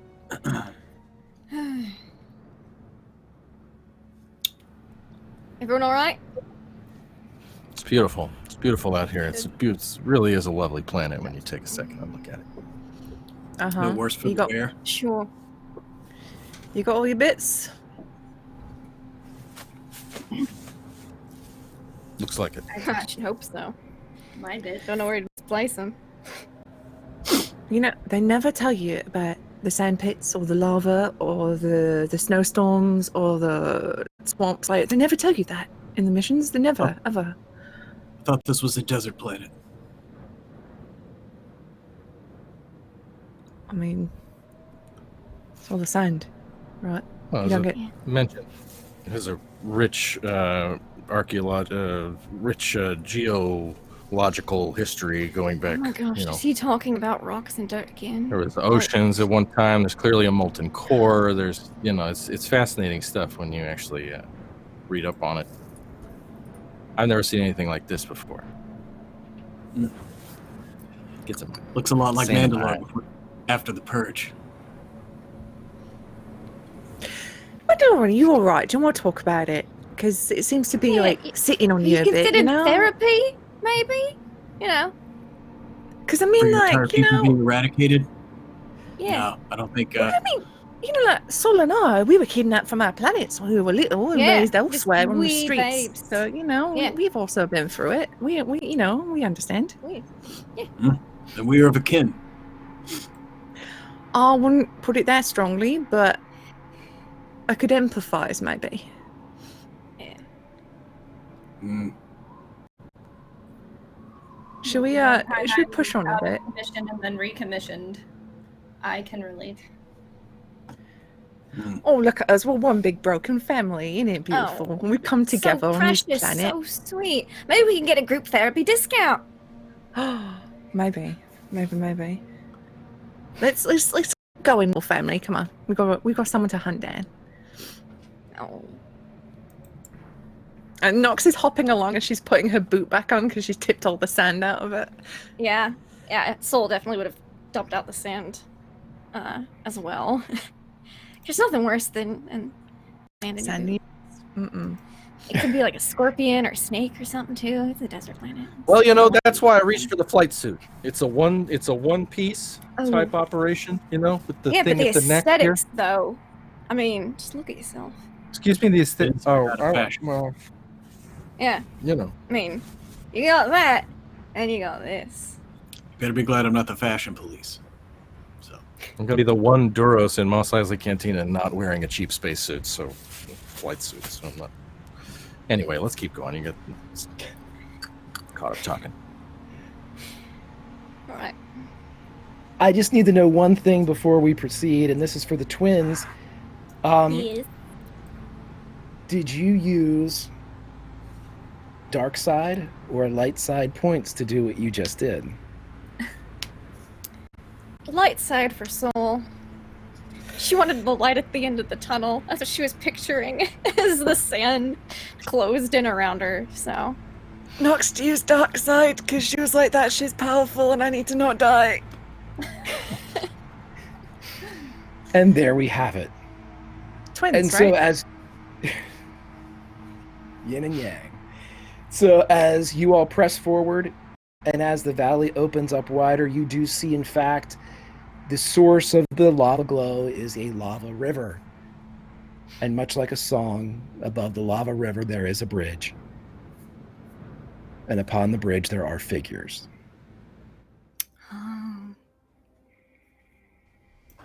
About 9 of them, standard stormtrooper troop size. Yeah. Well, yeah, there's 9 of them here, but there also happen to be 3 of them lying down, and one of them is looking over the side. And you notice that advancing from the far end, there are 4, and I'll give it to you, what look like super battle droids from the Clone Wars. Those no-necked, large, kind of top-heavy battle droids. They are approaching, their arms are up, and they are intermittently firing at the stormtroopers who are returning fire as this blast is going back and forth, this battle on the bridge. I say, we see how it plays out. Let them weaken the other, and then we'll deal with whoever's left. Yeah. Standard procedure. Yeah. You let Yeah. them fight it Yeah. out, Logical. each other, Yeah. then we mop up the mess. Yeah, I mean, and maybe whoever, we're not imps, so they may not fire on us. Or if they do, we just rip them to shreds. That's why I brought the big gun today. Yeah. You always bring the big gun, though. I do, but, sometimes I like to pretend that I'm going to bring another gun, I look at all Yeah. my armory and I'm like, and then get my own favourite. It's, But we should probably, move off to the side a bit. Yeah. Get a little bit out of direct fire, maybe. Is there to hide Yeah. behind? There are the rocks. There are the rocks from the area and everything. Jesus, there they are.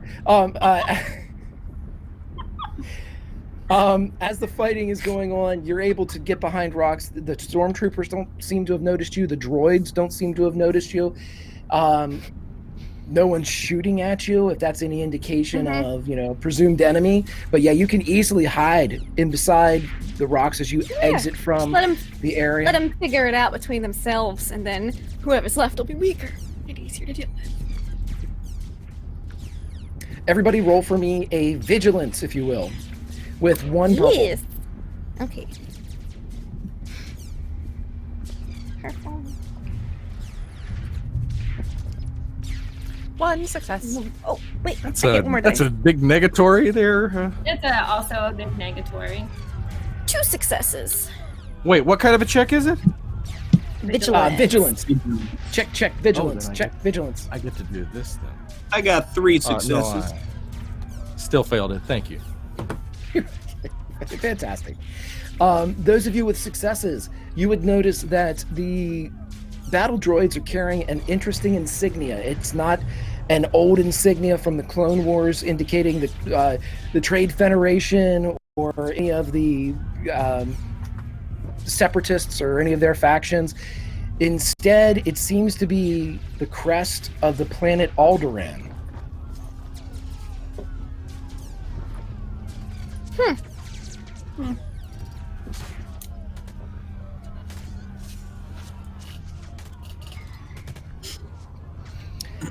There is a pitched battle. It seems that the stormtroopers are being pushed back toward you. They are losing. The battle droids have not fallen, and more of the numbers of stormtroopers are either getting shot, left on the bridge, or being pitched over the side by the battle droids as they approach. It is a massacre. What would you like to do as 4 of these stormtroopers are getting very close to your position? Well, do y'all want to finish them off and try to make nice with the droids? I think that sounds good. They didn't seem very friendly back up there, so We don't know anything about those droids. We can't fight got battle Alderaan on droids. them. Counterpoint, we do know one thing about them. They're winning, which means they're the guys that we should be cozying up to. Exactly. And then we get Thank PX you, to talk to them. Nox. Yeah, PX, you're You real. got a droid? Yeah, Can I, like, droids? yeah. And worst case scenario, I'll back PX up. We're fine. I pull out my 2 blasters and I prepare for the imps. Yeah, I like Sulfur, stand you had up and something put to my say? goggles on. I like stand straight up from behind the rock and put my goggles on and lean in and look really closely at the droids. As you do so, you're revealing yourself to the battlefield, but you see the Alderaan symbol on the droids. Like pull my blaster rifle and just start walking towards the stormtroopers with it at my hip and just firing right into them. All right. Well, he's a bold one. So as everybody is preparing, Tulpa just walks forward and starts shooting. Tulpa, I'd like you to go right ahead and fire me an attack, please. And this is only either one brave or purple. stupid.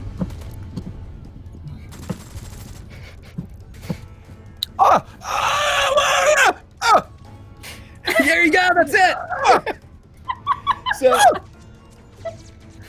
of the 4 that are running up, tell me how you take one of them out. Seriously, it's he's shooting from the hip with the blaster rifle. He's got a steely gaze for a Duros, and which is steely gaze. Let me tell you, we've all seen the movie, and he's just walking, just walking right at them, and just nails one right off the bridge, and he does the Wilhelm scream as he flies off the bridge. Ow! And he just And keeps it's exactly walking. how it happens. And as you're walking, noticing that there is another enemy, the 3 remaining stormtroopers turn to fire on Tulpa. But Yeah. Tulpa, who would you like to give initiative to? Saul. Oh, nice. All right. Pew with my blasters, because I got 2 of them. Okay, so roll your attack. You'll need your first success will hit with your first gun. 2 successes will hit with your second gun. Cool. Range line. Roll. 2 successes. So tell me how you take out 2 more of these stormtroopers as you walk up to support Tulpa. I think she was behind the rock and she saw Tulpa walk out, says to Nox, he's either really brave or really stupid, and then kind of rolls out from behind the rock and just kneel, on one knee still, so she's got the low vantage point. She kind of shoots almost up towards the back of the head. It's almost like the spot under the helmet. Just takes him out. You take 2 of them out as they get rocketed back, more from previous damage that they had sustained and 2 from the element of surprise. As you fire your second shot that hits, who do you give your initiative to? Oh, my sister. We're a duo. We're a tag team. Here you go, Nox. Nox, what do you do? Nox pops up from behind the rock she was hiding behind. She has a heavy blaster like Vasquez with the smart gun in Alien, just right at her hip. She does the body roll and smiles before she just lays into them and blasts with her Okay, heavy blaster. Right, so Nox has a heavy repeater. So Yep, go heavy ahead repeater, sorry. and go ahead and roll your attack for me, and let me know how many successes, if any, that you receive. Up Okay. against 1 purple, please. 1 purple. Okay. That is 1 success.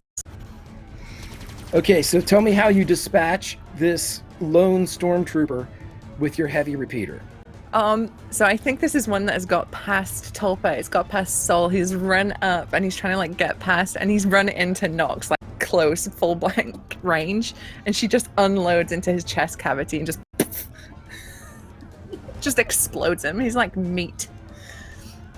And so, with the sound of collapsing Imperial meat, there's that flap upon That's the name ground. of my next album.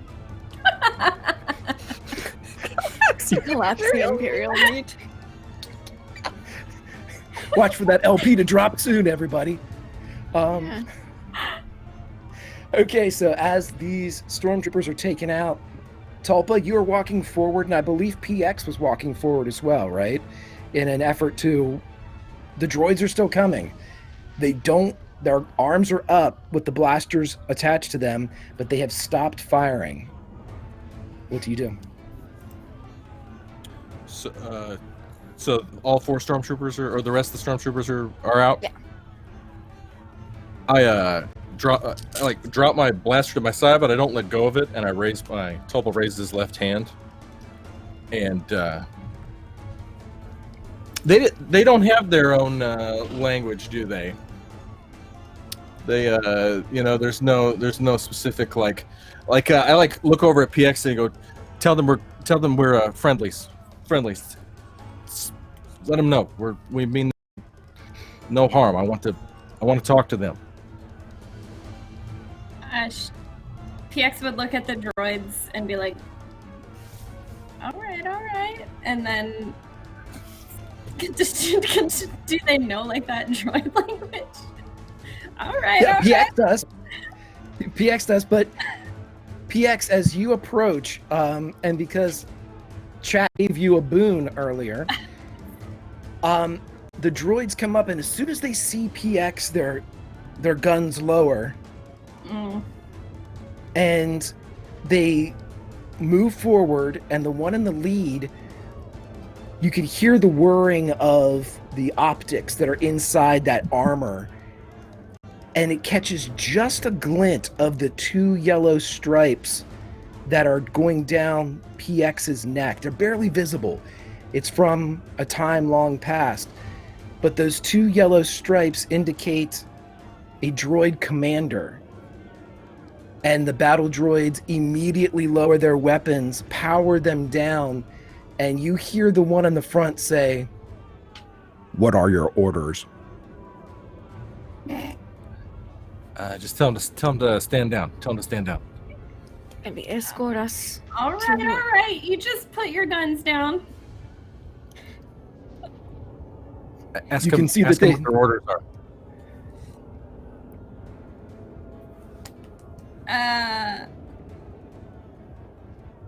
Who gave you your orders?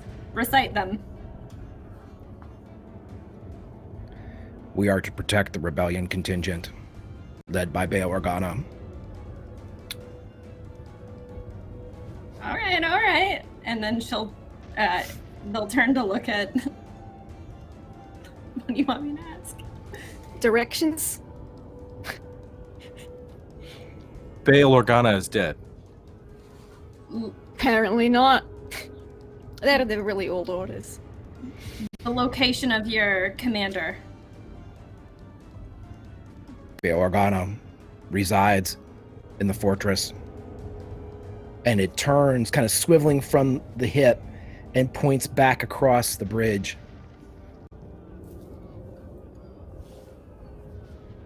Okay. You can lead us there. There you go. That's good. Tell them that. I just Roger, did. Roger. All right. They turn around. They turn around and begin to, as they go back and across the lava river and up like a switchback to a plateau. And as you go across the bridge, you can see the top of what looks like a wall high on the plateau.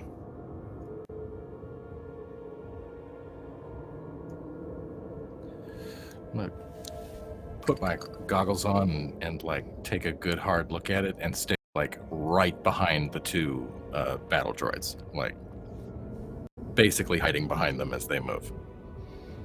My shoulders down. Is anybody not going? Then as you all would kind of be following the battle droids up the path, the entirety of this fortress is revealed. It seems old, very old, older than any moisture farm or even some of the stone structures and not the prefab stuff in Mos Eisley. This is old Tatooine, but it's solid and it's made out of that baked sand and clay that's everywhere on this planet. And as you climb up to the top, you can see peeking over the edge several humanoids. They seem to be wearing, again, the garb native to the planet. And a large metal door opens on a great hinge. And as it reveals the interior of this fortress, the battle droids walk in.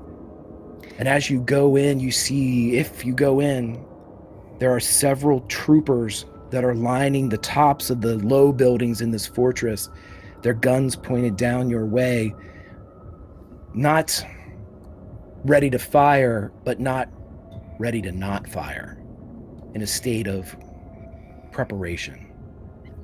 I want to count how many people we see and also scan for life forms.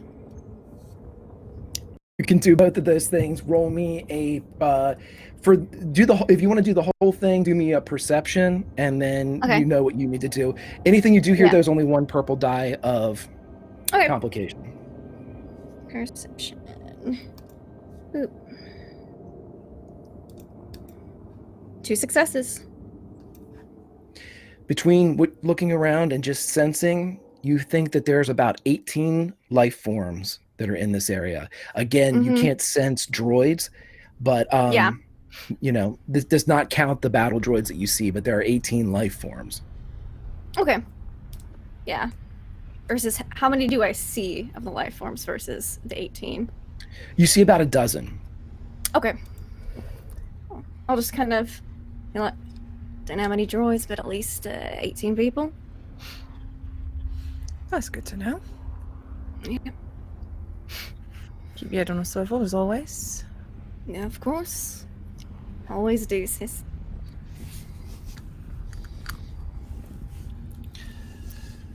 So they're up high, blasters pointed down, and we're walking.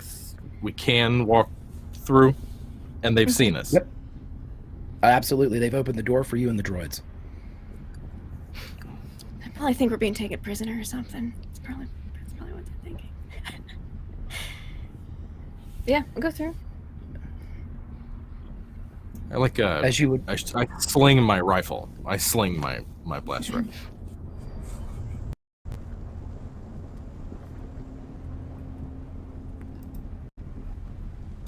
The battle droid looks at PX. This is our place of encampment. You have done well. You have followed your programming. Roger, roger. All right.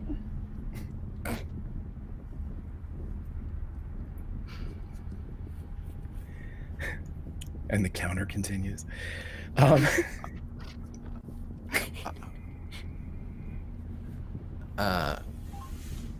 Hail. Yeah, let's go. And good evening. You would hear a voice from the top of one of the nearby rooftops. Who are you?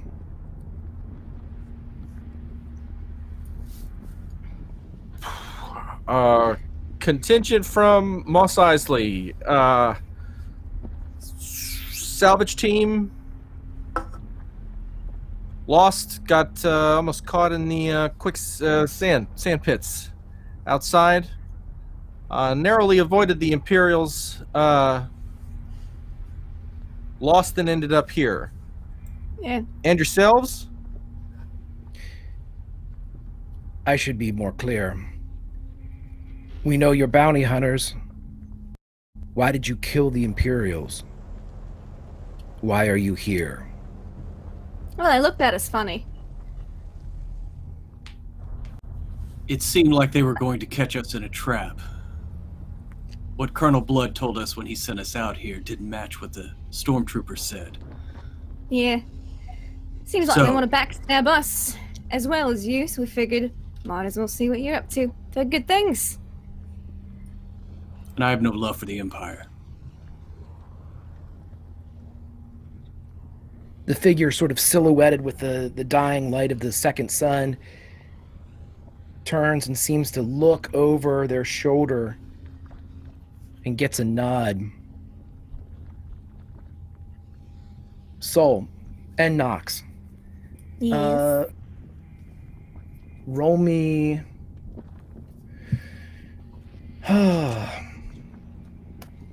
want a perception here with 1 purple, please. Okay. Perception. Not a vigilance? Okay, that's fine. Not One. with this one, though. 1. 3. You would God. both feel... Yeah, you would both feel that somebody nearby is using the Force. Kind of just do the elbow thing again. Mm-hmm. Yeah, I know. It just looks like they're having a twin quarrel. Yeah. Just make it cool, man. Of course I know. What are you trying to... Just stand casual. Yeah, casual. Yeah. The silhouette would look down and kind of focus on Tulpa, back and forth between the judge. I am Bail Organa of Alderaan. If you have no love for the Empire, you've come to the right place. Senator Organa. Like, take my goggles off, squint up at them, and hold up my right hand. You made it off. You made it out. Do you recognize Again, me? You see the figure look over the shoulder. I'm afraid I don't. Tolo Stockton. My mother was Chanta Stockton of Duros, of the planet Duro. Is she here? The figure steps forward, and now instead of a silhouette, you can see the features. And this is not Bail Organa.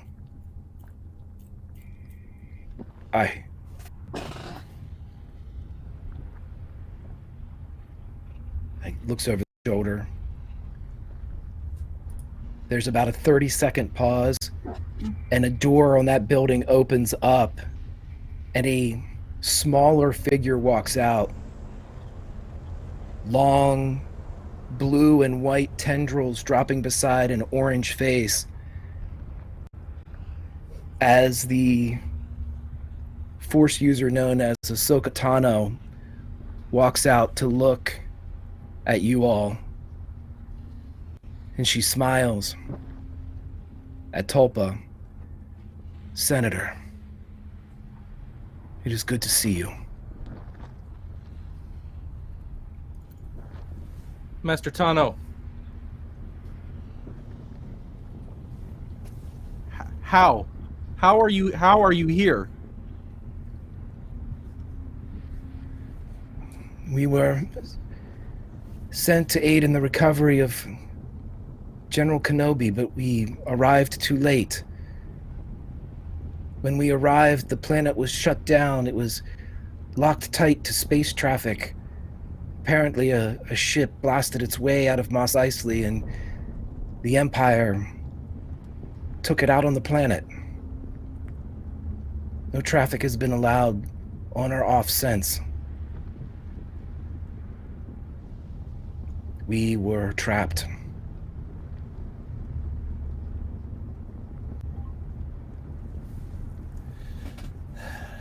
I've had to go into hiding.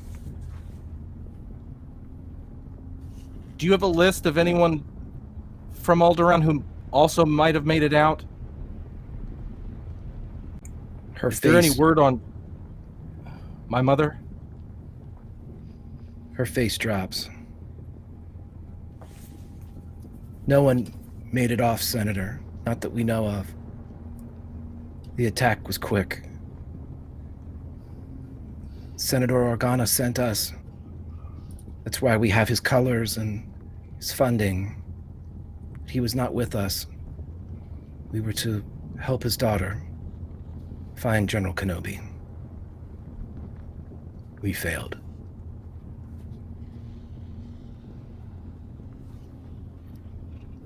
And Tolo Stockton takes off his, throws his goggles on the ground and just like sits with his blaster rifle up on the butt of it and just hangs his head because he was holding out hope that his mother made it out. She moves forward, Ahsoka, and she kind of squats in front of you, taking up your whole field of view, Tulpa. Even if you're looking at the ground, you would see her boots and the lightsaber dangling from her belt. And if you don't meet her eyes, she would simply say, "Why are you here?"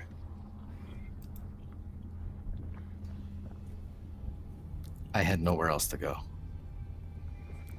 I can't go back to Duro. I'm a what? Enemy of the Empire now. I had to change my name and take up bounty hunting.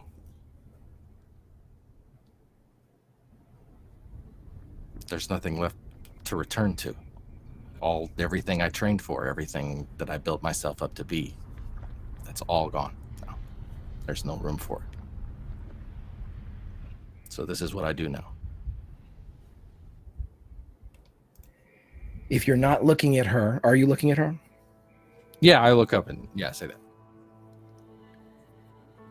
She would meet your gaze and there would be a crush of sympathy in her eyes.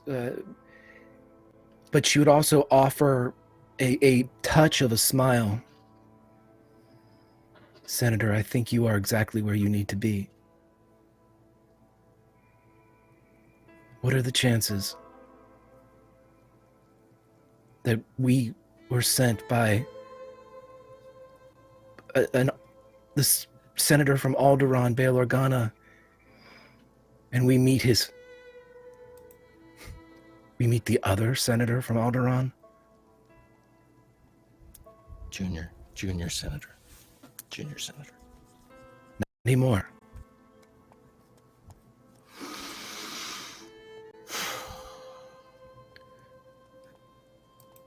I didn't get the chance to die for them.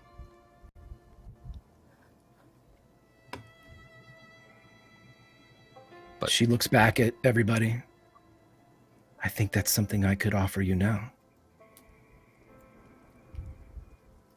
Like, So- stand up. I hate to interrupt. This seems real touching and all. You She looks know, up. real feely. And I've been scrutinizing her this whole time. Do you happen to know some mall dude? You know, Zabrak. Yeah, hi. Ring any bells? Oh, and stuff. Yeah. Okay. Yeah, maybe Little like reddish, ring of it. purplish. Yeah, crown almost. She looks between the two of you. Who are you? And I think we kind of I'm sure we've got a spiel for when people ask, because we've been bounty hunters a while. We're the Hades twins. Hades ladies, some call us. Solus is Nox. Professional bounty hunters. She can't help but smile in the face of the sales pitch. The Hades ladies? Yeah, well, last name's Hades. Oh, So market internet, you gotta make it catchy. Get it stuck in your Yeah, head. it's gotta be memorable. You gotta market Yeah. yourself. It's hard. It's a hard market for a woman. I agree, she says. Who did you... Maul? Who was your teacher? Teacher. It's See, a little that's bit personal, right? Yeah, that was a long time ago. Not Mole. Yeah, no, that's a recent thing. Very when we recent were, acquaintance. Yeah. when we almost died, he was like there, Yeah. and he's all near-death right. experience. You see things, You got a destiny. You got to help, whatever. I'm transparent.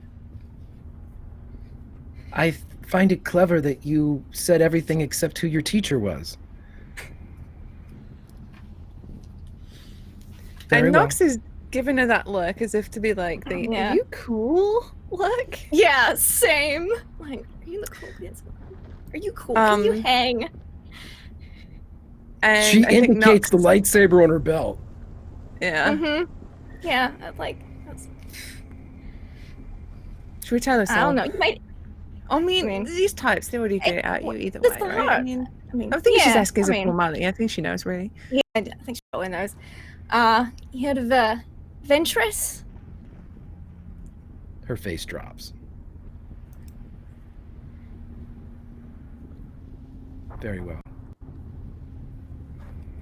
Is that a problem? Yeah, you got a problem? Is that going to be an issue? She said. And She Nox's seems hand no- is moving to her, like a pouch she has on the back of her belt. Yeah, got my hands on my hips. Ahsoka keeps a gaze on you, but seems to dismiss you at the same time, and goes instead to the Mandalorian. And why are you here, Mandalorian? A bounty? A bounty of a sort. I'm here to take out those who would besmirch the name Mandalore. The false Mandalorian Boba Fett, Clan Rin, Clan Vizsla, who flout their faces openly. This is not in the canon of honor, because this is the way. And to you, my friend, and he motions over to Tulpa, do not despair for what the Empire has done to your world. Oh, here we go with this again. You are sad that you didn't die, but now you get to live. You get to carry on. You get to seek revenge. Peace. Peace in the galaxy was what they were after. That's what I'll fight for. It's not funny. It's not funny, and that's what's Something heartbreaking. stuck in my about it. throat. And that's what's heartbreaking about this the My entire time. sinuses. Mandalorian, is that it's a joke to some people, but peace is not a joke. Peace in this galaxy is possible, but there will have to be a full-on galactic civil war. Period. Bail Organa knew it. But there has always been war. The strong take the weak. It is the way. It is the way of the Mandalorian. So I will fight beside you. But peace, it was never an option. Yeah, what do you think, PX? PX is gonna look. All right. Yeah, see? I was hoping for. Around the group of rebels that are in this old fortress on Tatooine, Several of them actually lowered their rifles or slung their weapons when Tulpa was speaking. Many of these were confidants or hired hands, not necessarily mercenaries, but soldiers for Bail Organa. And there is a similarity in the speeches and the passion of purpose reflected from both Bail Organa to Tulpa, and it's something that has drawn them, inspired them. And Ahsoka would look back and forth and say to Tulpa, "You're right where you belong." For Alderaan. And no one would cheer. There's no like hip hip hooray but everybody would slowly raise their hands up, palm to the sky, not filled with a weapon. It is the sign of peace for Alderaan. Peace in our lifetime. It's at that moment that a klaxon begins to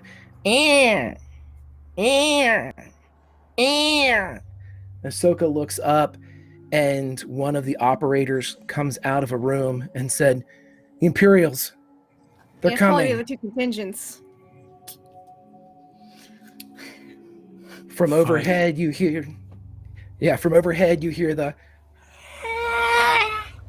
as a TIE fighter zips across the top of the open valley, and you see a huge kind of cargo net pulled down as an anti-aircraft gun swivels into position as one of the rebels runs and jumps inside of it, and two more kind of work the mechanism to track around.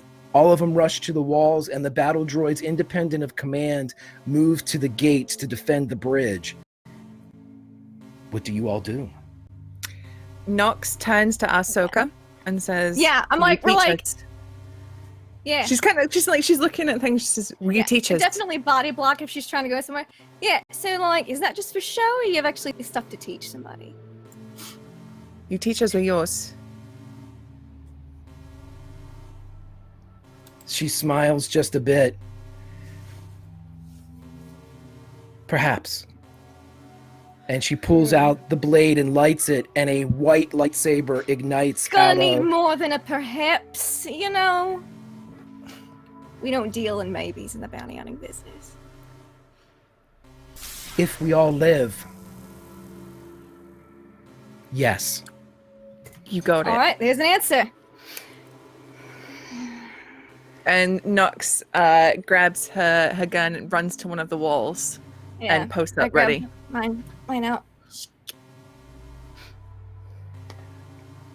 My friends, tell me where you all are. There is a bridge. There are the walls. There's the anti-aircraft gun, and there is the high position that was held by the fake Bail Organa. Ahsoka is taking a position with the battle droids to go down along the bridge. Everybody else is taking their positions at walls or roof or anti-aircraft gun. What do you do? I'm with Nox. I imagine us kind of like, so is it like an archway that leads out to the bridge? Because if so, we're gonna be able to either set that on the inside so we can have cover but still shoot. Mm-hmm. Okay. Yeah, I want to be like on the ground though, like so we can rush up to the melee if things get spicy, right? We can. Yeah. Okay. I want the high ground. I've been enemy to droids and Jedi alike. Let's see what it's like to fight alongside them. And I go to the bridge with Ahsoka. Okay. However Ahsoka came down, I want to get up. Tulpa is overeducated and overcautious, and knows to join the rank and file. He's not a one-man army like some Mandalorian or something. So I want to like get up and get with everybody up on the top and fire on the imps. Almost in an effortless kind of transition, Tulpa, you would see people looking at you for answers about where they should hold up, how they should kind of direct the defense of this area, how they should They look to you for leadership.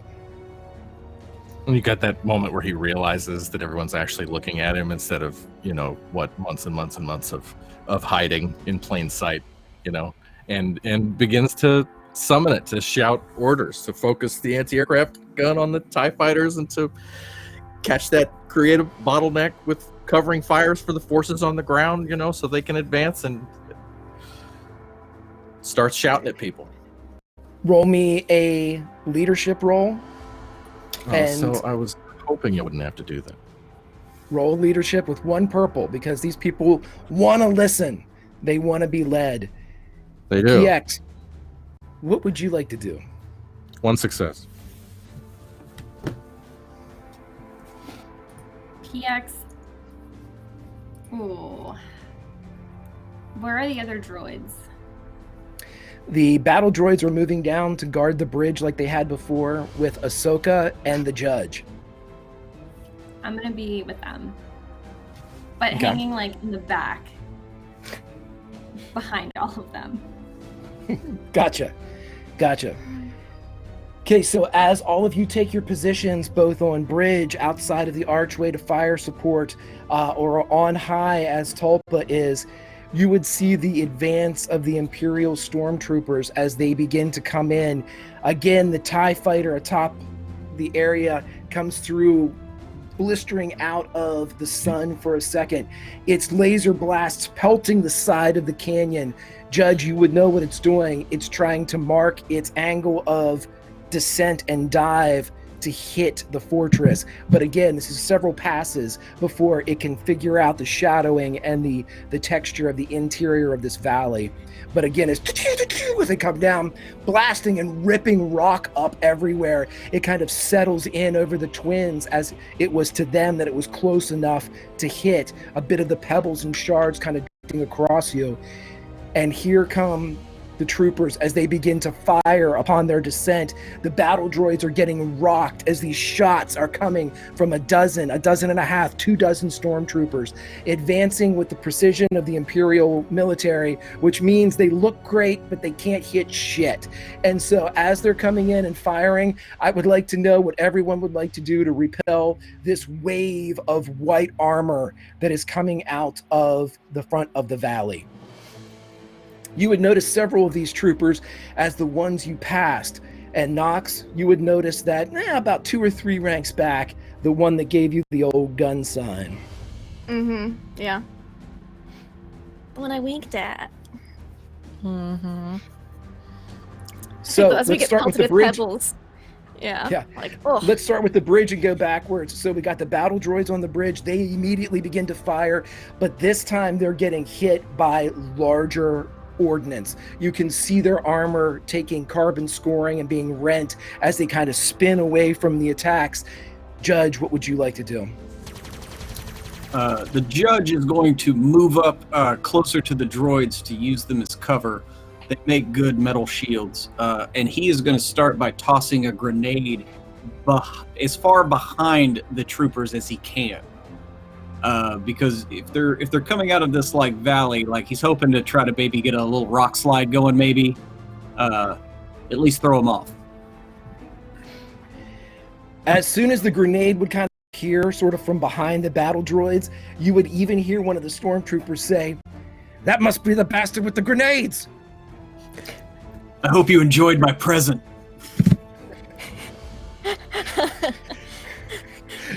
Jimmy's dead. If he was an Imperial, he never really lived. Burn. So roll me, I believe a thrown weapon is best for ranged, so range light, fire, throw a ranged light in there. And I believe it's super damage for that grenade, but let me know whenever you... I'm gonna do the, my Mandalorian training would tell me that maybe the armor-piercing grenade would be better here. So I'm gonna do that.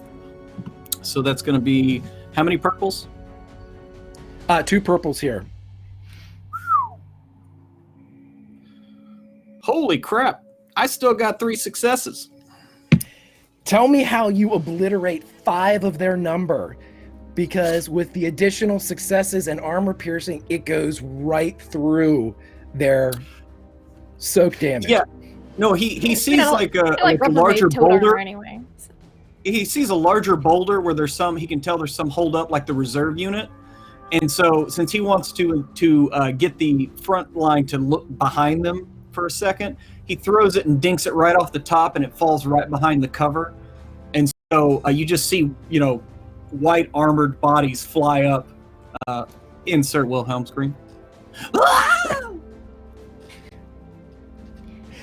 So yeah, you just see that flip of, that cartwheeling in the air of stormtroopers as they just get smashed along the side of the walls and kind of drop like empty suits of armor, and just like that. Mm-hmm. And as everything crashes to the ground, you're able to, now you still have a maneuver left. Are you like literally behind one of the battle droids, or are you just something else you'd like to do? No. I'm gonna stay behind one of the battle droids that's still advancing, using it as mobile cover, and then yell out something like, "If you don't like what I just did, tell it to the judge." There you go. Okay, so next up then would be PX-15. What would you like to do? PX-15 sees what's happening. These droids being used as shields. Also, their new friend, the judge, is attacking, and they feel like it's for the greater good, and they also feel like they need to protect them since they traveled here together. So they're gonna go into protect mode. And what does this look like? The mild-mannered, all right. If we have dazed and confused McConaughey, what do we have coming? Is this like, what's that, Rain of Fire McConaughey? Is this Van Zandt? I have not prepared that voice, so no. Right. Hey, well, we're gonna know the guy's name. Get you in a crossfire. Need a cigar, a bomber jacket with the sleeves cut off. I do love think the that it movie. would be the same mild-mannered like PX, but now with a lot of weapons, and they'd be looking around like getting all their weapons out, like, all right, and they're gonna. No, I took care of those guys. They're on the left. Oh, all right. So No, if the you left. would, Lydia, roll me a light ranged combat up against 2 purples, please, as you fire into the advancing stormtroopers. Okay.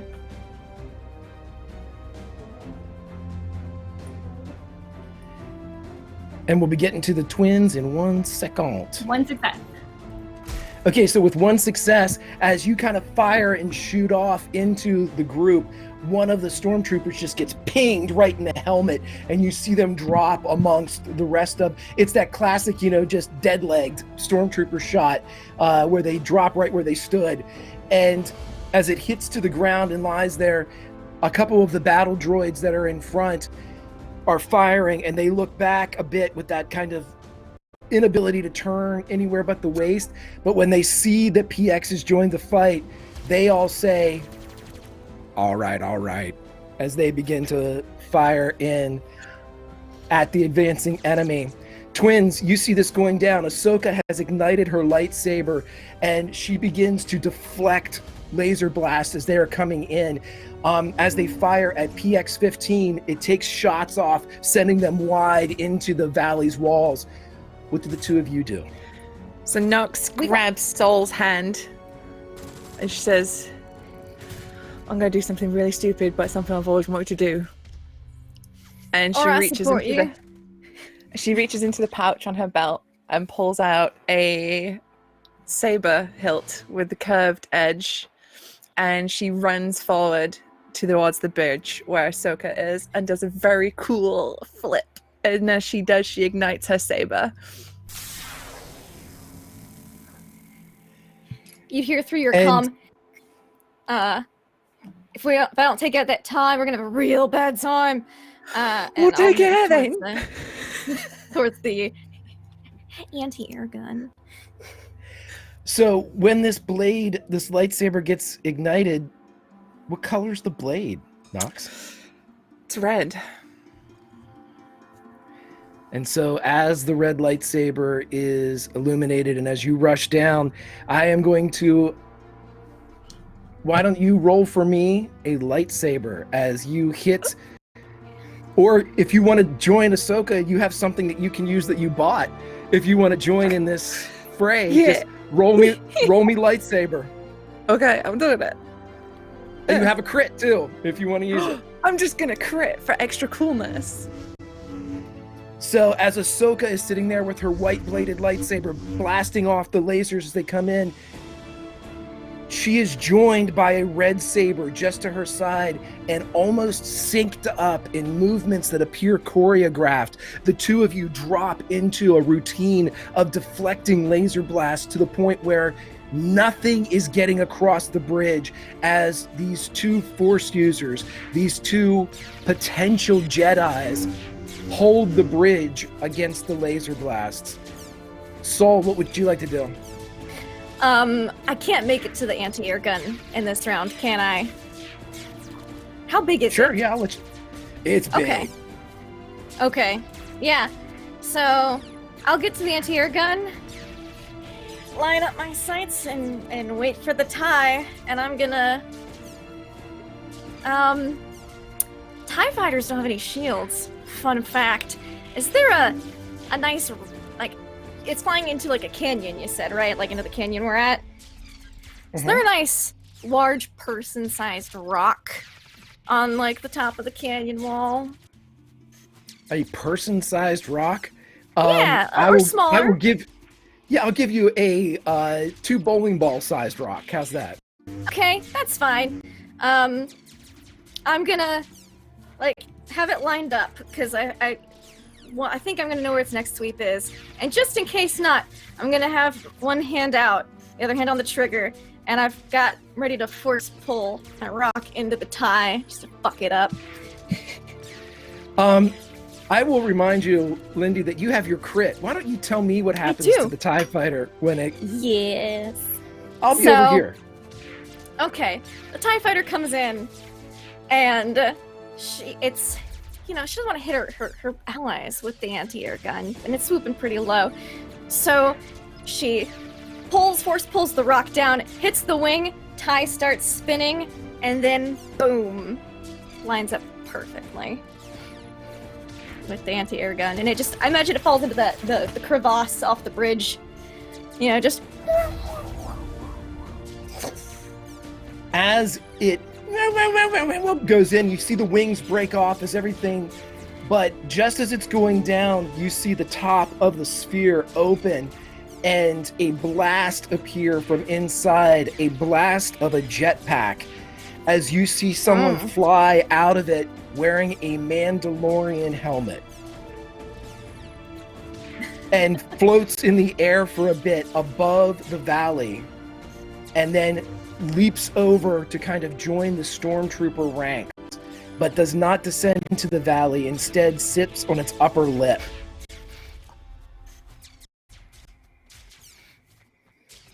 And as the forces of the stormtroopers begin to be pushed back by the combined might of this group, Judge, you bear witness to this Mandalorian looking down from on high, and it reaches up, grabs the helmet, and pulls it off.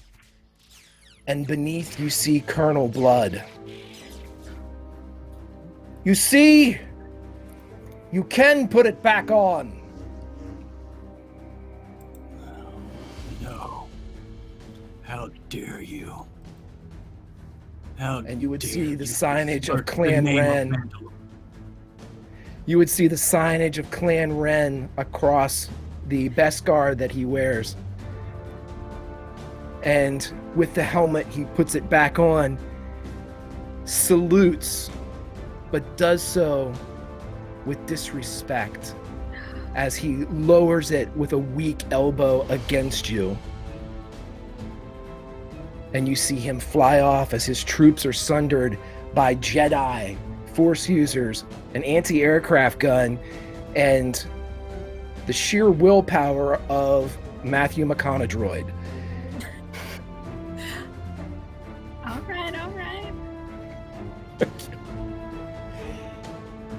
So, as you all gather back up, this quick battle, this skirmish of stormtroopers sent away, you know that they will be coming back in force with, instead of 2 squads, a battalion, an entire regiment coming in from Mos Eisley. And Ahsoka would look at all of you. You're in it now. Will you join us? At least until he's dead. As long as you're teaching, and you'll see. I'm like, that's what comes through the comms, and I like light up my yellow lightsaber by the anti-aircraft gun.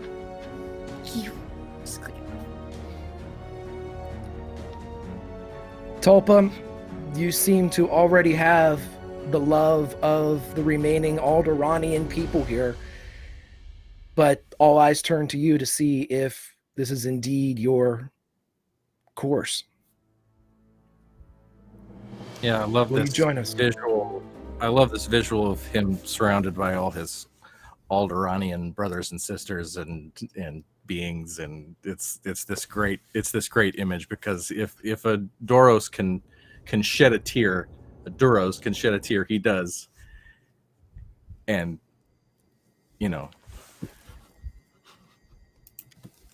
we are so lucky to have one another. We are so lucky to be here and to still have this opportunity to put an Alderaanian boot down the throat of the Galactic Empire.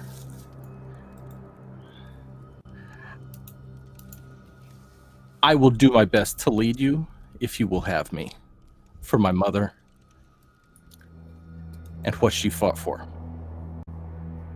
Alderaan. Again, no cheers. Just the lift with the open palm pressing up against the sky for Alderaan and for peace. And one of the battle droids fallen in disrepair, smoking and sundered. The other 3 almost turned to PX to see their take on the matter, having defaulted to their original programming, and when in doubt, look for the commander. And so these 3 turn and look at PX-15. Your orders. If the fighting's done, PX is gonna drop their weapon and kind of look around at the damage. All right. And as the 3 remaining super battle droids say, all right. And they fall into lockstep with PX-15. And Ahsoka looks and says, we are in contact with the rebellion. They're attempting to get us off planet the next day. Probably a good idea, because it's gonna be a shit show. It is. We are to meet up at Ord Mandel with a General Solo. Oh, really? Ord Mandel? Ah, gross. I mean, it's kind of a shithole, but I guess it's a place to be. To try to rebel. She looks over at Sol and says, shh, Padawan, your master is talking. Just look at Nox. Nox does that old, ooh, you're in trouble kind of face. And as all of you are standing there, battle droids surrounding PX-15, the last children of Alderaan, the twins, and the lone honor-bound Mandalorian. This is when, as we would go to a star field awaiting whatever is to come. And thus ends our episode of The Man from Alderaan.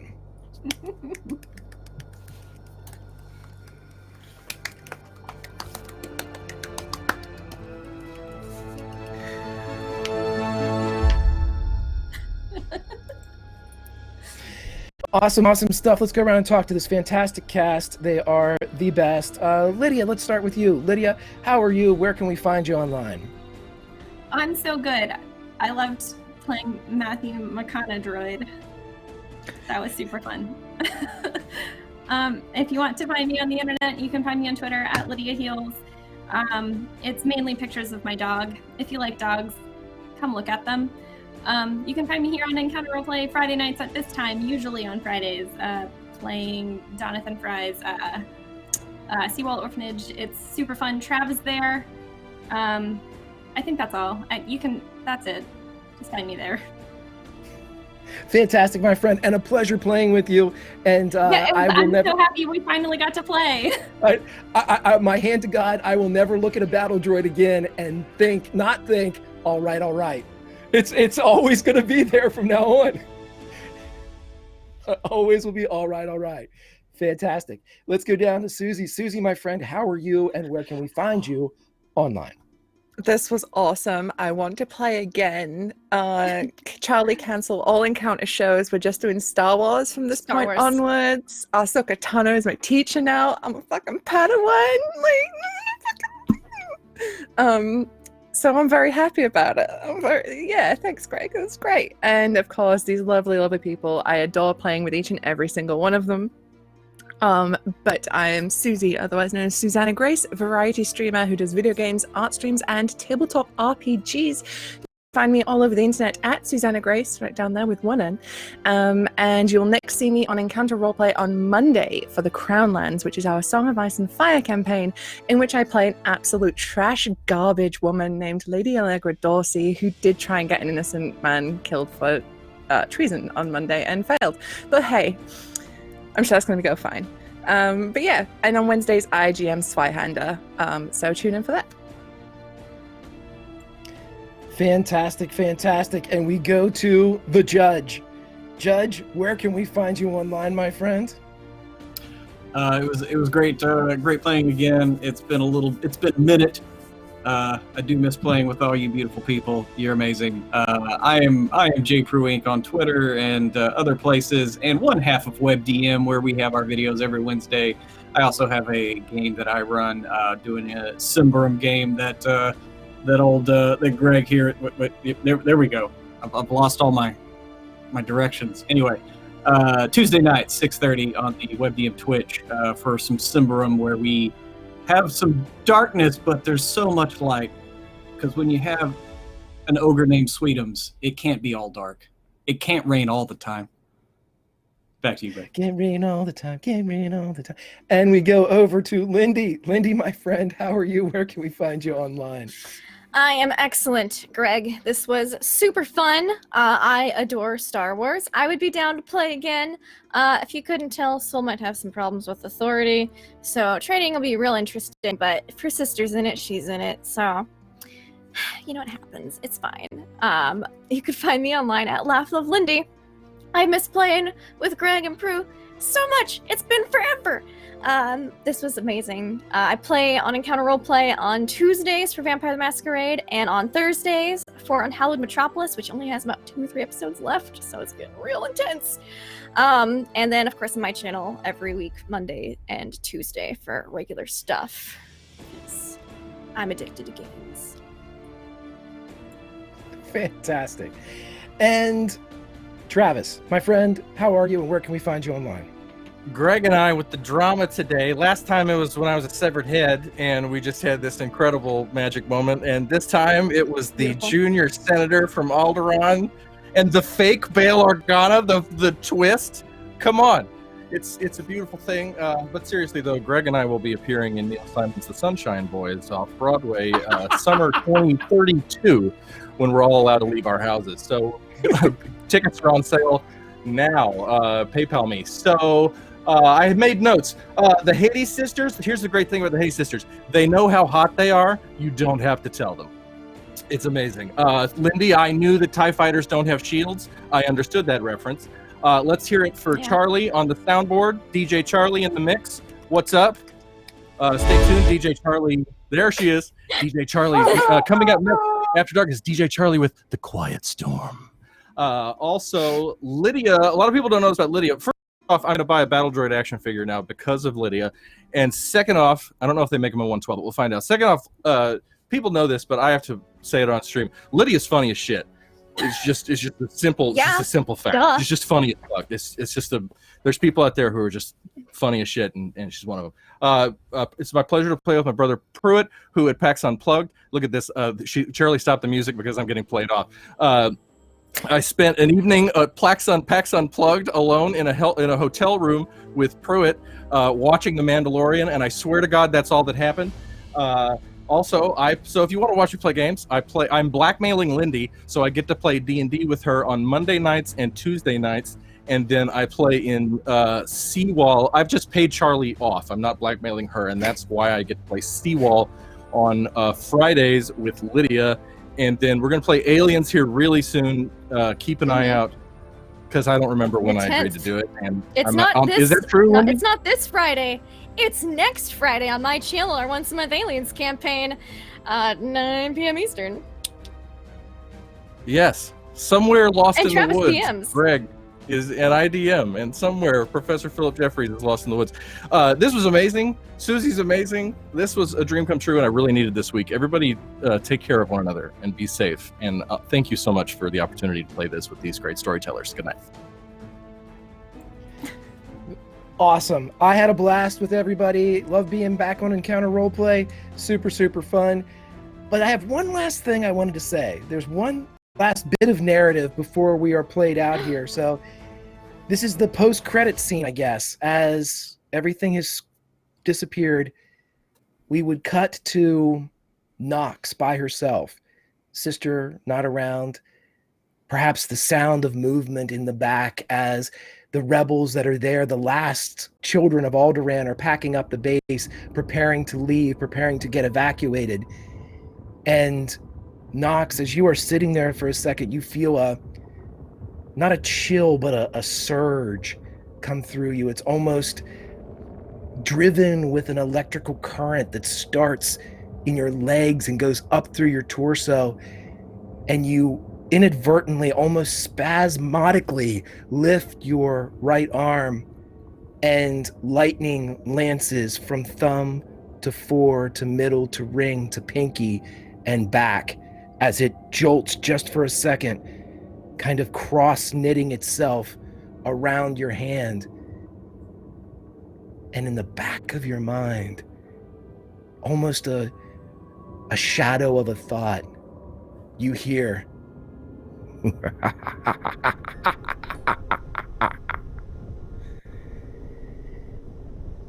Grimjack21502 on the Twitter, over at Tales on the Grim, Tales whatever, on the Twitch. A lot of fun here. I can't wait. Everybody, if you want to see what I'm up to, go follow me over on Twitter. We have a Witcher game every Wednesday night at 8, but make sure you check out all the wonderful programming that everybody talked about here. I had a blast playing with people that I love. This is great. This was fun. Star Wars is awesome. It is always awesome. But I will say this, follow all of these people because they're kind. Follow Charlie because she's kind. Make sure you add some kindness to your world because our worlds have gotten a lot smaller, but that doesn't mean we can't still get virtual hugs. We can't still reach out.